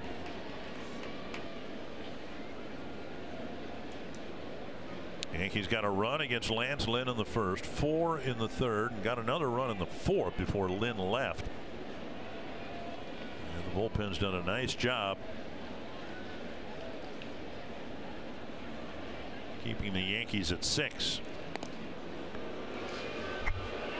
And I have to say that when things go bad in a streak, and they have here, the club hasn't been hitting up and down the lineup, the bullpen hasn't been good.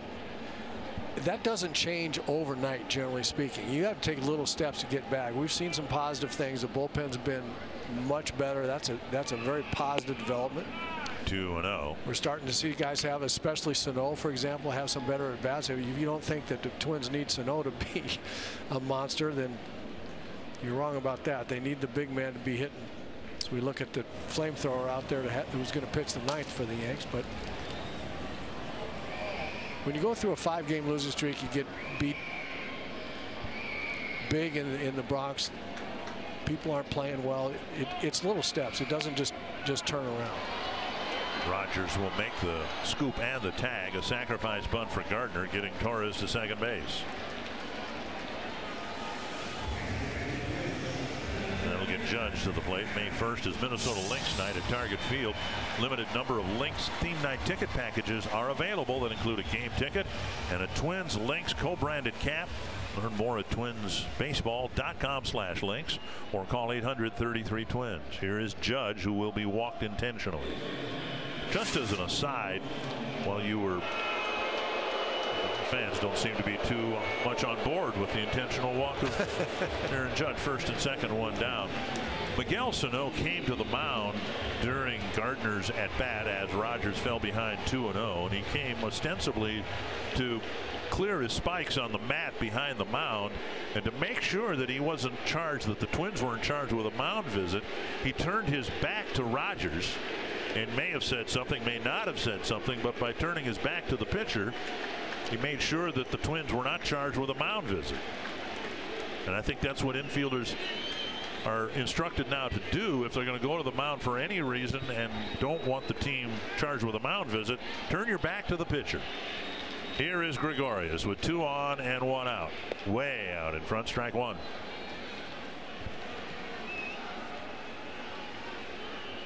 Well, the Yankees, as much as the Twins relievers have done a nice job keeping the team in the game, they've left a lot of men on base. 6 men over the last 4 innings, and now 2 are out there with 1 out in the 8th.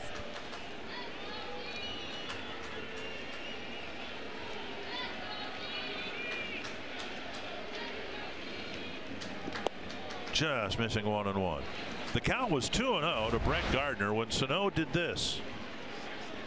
Coming in, may have said something. I don't know why on earth he would need his spikes clean, but he made a mound visit but got away with it because he turned his back to the pitcher. Just off the plate, 2 and 1. Now, were you a shortstop that made a lot of mound visits? I'd go in there every once in a while. Yeah, there were things that, excuse me, things that I would see periodically. Sometimes I'd go in. You know, we talked about the game speeding up. Tyler Duffy said the game speeding up. So, you know, for sometimes young pitchers that on the mound, I'd go in, try to slow the game down a little bit. Breaking ball and a weak pop up behind the plate, and it'll spin over the screen, 2-2. Well, now you'd have to think twice about that because that could cost your team a mound visit. Yep. Yep.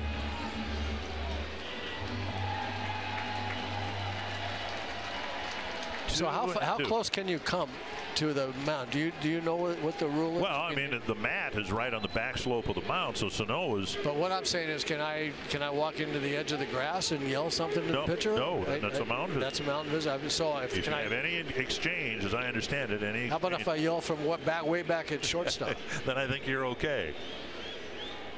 2-2. And that rolls away from Castro, but the runners will not advance. And it's a full count. So when I used to stand way back there and yell, "Throw the ball over, Bert," darn it, that wouldn't have been that would not have been a mound visit. For that matter, you can yell that from up here too. Tell Taylor Rogers to throw a strike here, but don't give him anything good to hit. Yeah, Bert wasn't one of the guys I had to yell to throw the ball over. He could throw. Roger Erickson, perhaps. somebody else. 3-2 to Gregorius.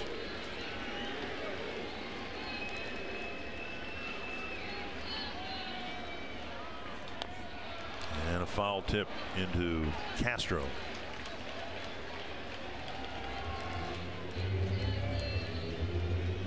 Good example there why Didi Gregorius is such a good hitter and can hit left-handers. He was waiting a long time. Just spoiled that fastball, trying to make sure he wasn't way out in front of the breaking ball. You try to pull Taylor Rogers and he drops that breaking ball, you're going to swing and miss it. He was waiting a long time, trying to identify the pitch. And Gregorius takes a walk. And now they're loaded up for Stanton.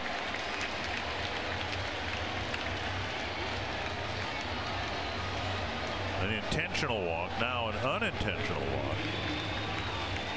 And Stanton, who has a single in 4 trips, will come up with a chance to break the game open and win over the Yankee faithful who are here tonight.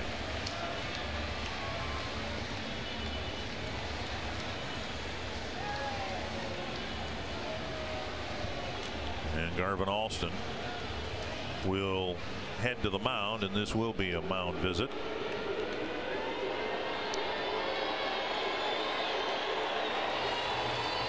Torres hit his single sharply, then the sacrifice bunt. Now Rogers with a couple of walks to fill the bases.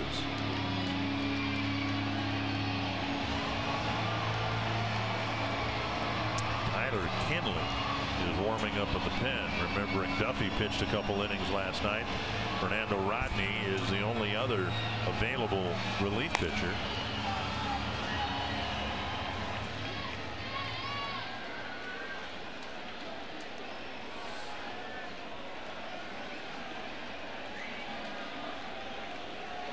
Twins have left the bases full a couple of times. And now Rogers doing what he can to try to strand them full here in the 8th.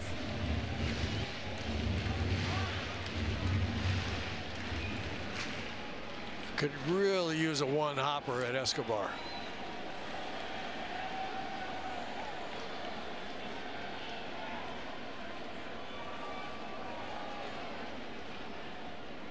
Down and away. Stanton has struck out twice swinging tonight, bringing his total for the season to 37 in 93 at bats.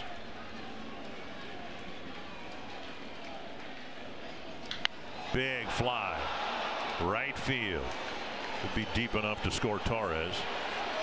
And Grossman will fire the ball toward the middle of the infield. Mauer cuts it off, and the Yankees get a big insurance run with Stanton driving in his 15th run of the year.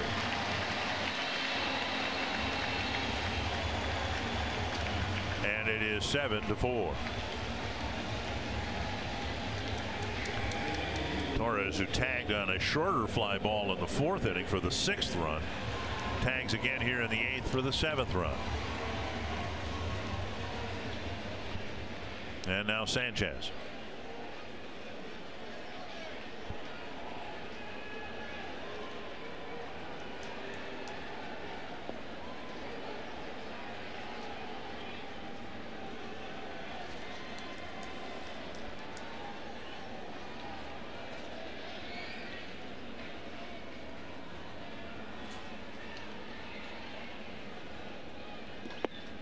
And within this inning, you do see the value of a sacrifice bunt. If not for Gardner's successful sacrifice, a good bunt advancing the runner. Judge isn't intentionally walked. You don't know what the Twins would have done with Gregorius.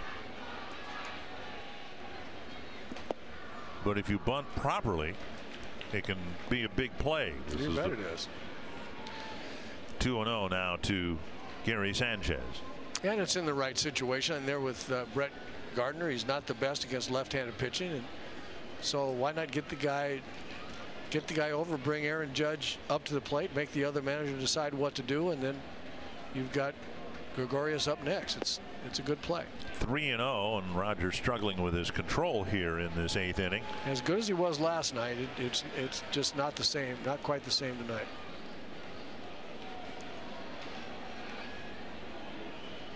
Chapman is warmed up, but if the Yankees score again, it won't be a save situation. And a 4-pitch walk reloads the bases. And Kinley, the only Twins reliever warming up.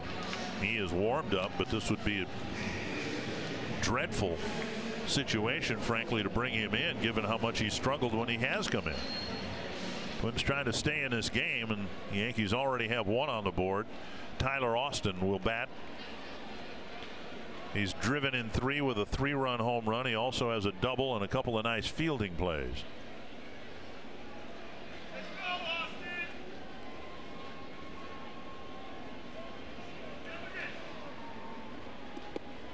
Drops a breaking ball over, strike 1. Good first pitch selection there. Even though the location, the break wasn't his best one, chances are that it's Austin sitting on a fastball there to show him something else. And a fastball away. And Taylor's had a tough time throwing that pitch for a strike. Yeah, I talked with Garvin Alston about before the game about Taylor Rogers and about how well he pitched last night, and asked him what they were working on as he gets to know his pitchers. He said, I'm just trying to impress on him that, yes, to right-hand hitters, he needs to throw the ball in the outside corner, but needs to be able to come inside as well. There's a big swing and a miss, but it's only strike 2. Really his command of the fastball that he's trying to work with Taylor on. A foul tip into the glove of Castro, and the count is 1-2.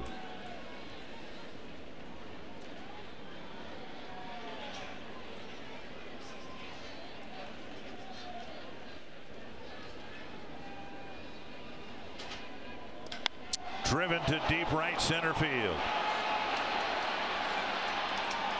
And a great catch in the gap by Robbie Grossman. With the bases full, Grossman keeps the Twins in the game with a great running catch in the gap. Terrific play by Robbie Grossman.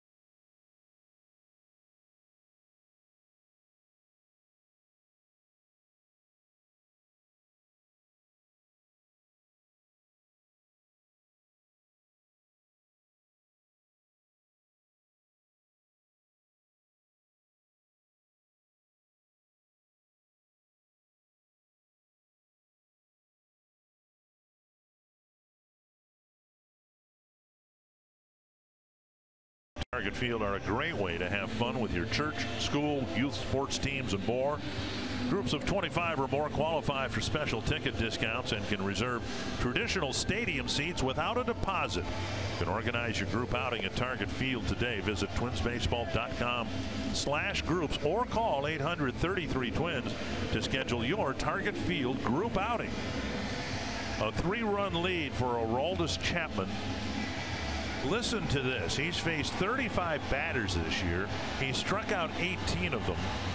And that's the 4th highest strikeout percentage in the majors. That's not number 1. He struck out over half the batters, and he's 4th on the list. 2nd in the American League. And he will face Sano, Rosario, and Kepler here in the 9th inning. Well, he can rush it up there. There's no reason to wait. Get it dialed up and get it started early. Look for a ball down in the strike zone. If you hope you can get one down. Sano on the first pitch pops it up down the line. Easier play for Austin, and in fact he's called off by the second baseman Torres, who makes a foul ball catch. 1 down here in the 9th inning.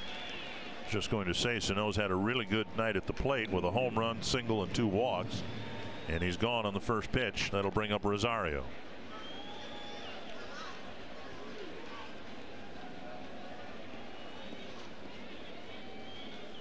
Rosario 0 for 4. He struck out at the last 2 times up. So now for your last time up, here's 99 from the left side.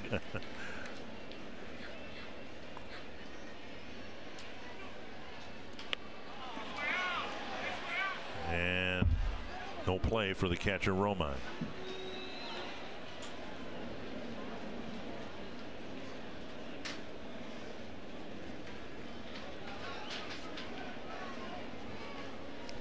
One strike.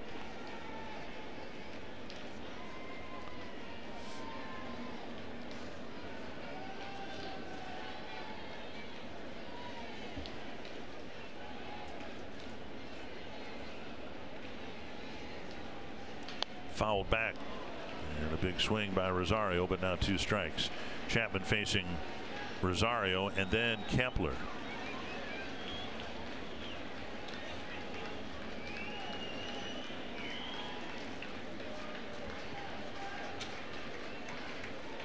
But when a guy's throwing 99, you have to be so short to the ball. There's just no margin for error. 3rd straight strikeout for Rosario. 2 down, and now Kepler.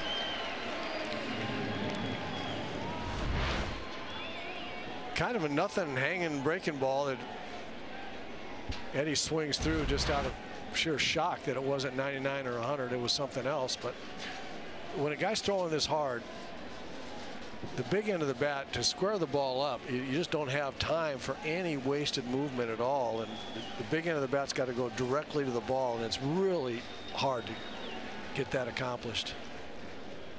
Up and in. Kepler's been outstanding against left-handed pitching. This would be the supreme test, but he's actually hit lefties better than righties coming into the game today. 4 hits in 14 at bats, and all 4 hits have gone for extra bases. And he'll face a starting left-handed pitcher tomorrow. Swing and a miss, 1-1.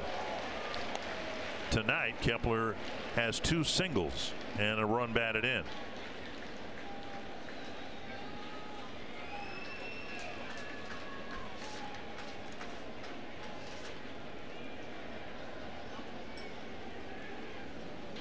On a liner to center and another hit against a left-hander. His 3rd hit tonight. And Kepler now 5 for 15. Go ahead, your USC math. What is that? What's a batting average? Well, that's 333. There you go. But we were just talking about, watch, this is short. See how quickly the big end of the bat gets the ball. No wasted movement. Very, very nice. He hit right back through the middle at the left-hander, not pulling off. That was impressive at bat right there by Max. Not Chase Utley short, but pretty short. You've seen Chase Utley lately? I mean, that almost looks like a half swing. It's wonderful to see. Here's Escobar.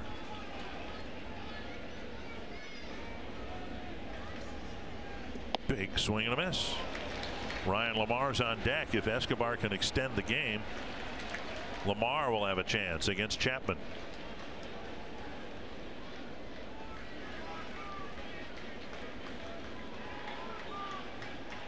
Escobar's reached his last 3 times tonight, but now it's 0-2.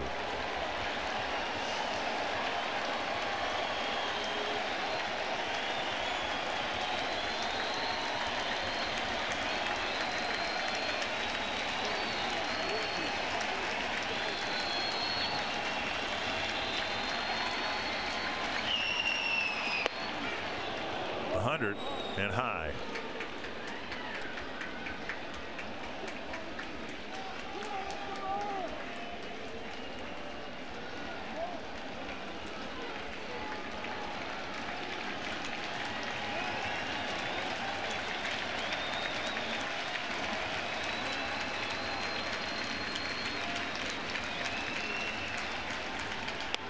Slowly hit. Gregorius hurries and they call him out, and the Twins will take a look at it. And Paul Mahler says, go ahead, you look at it right away. We've got nothing to lose. And we had this situation in St. Petersburg earlier in this road trip where the home team didn't know whether to celebrate or not. I don't know if there's enough there to overturn it.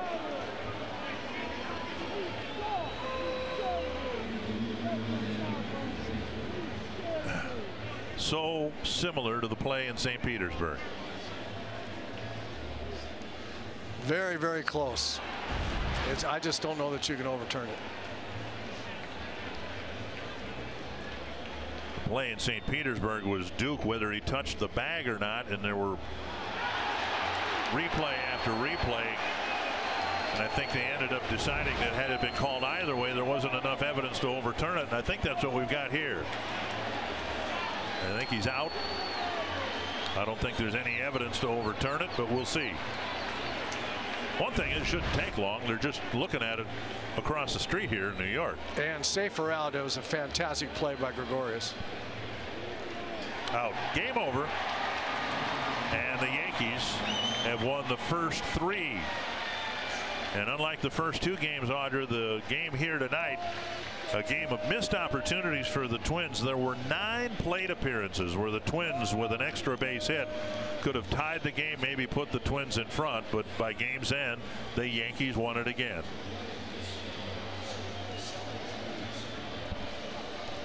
We'll go to the studio, have more from Yankee Stadium with the Yankees winning at 7-4.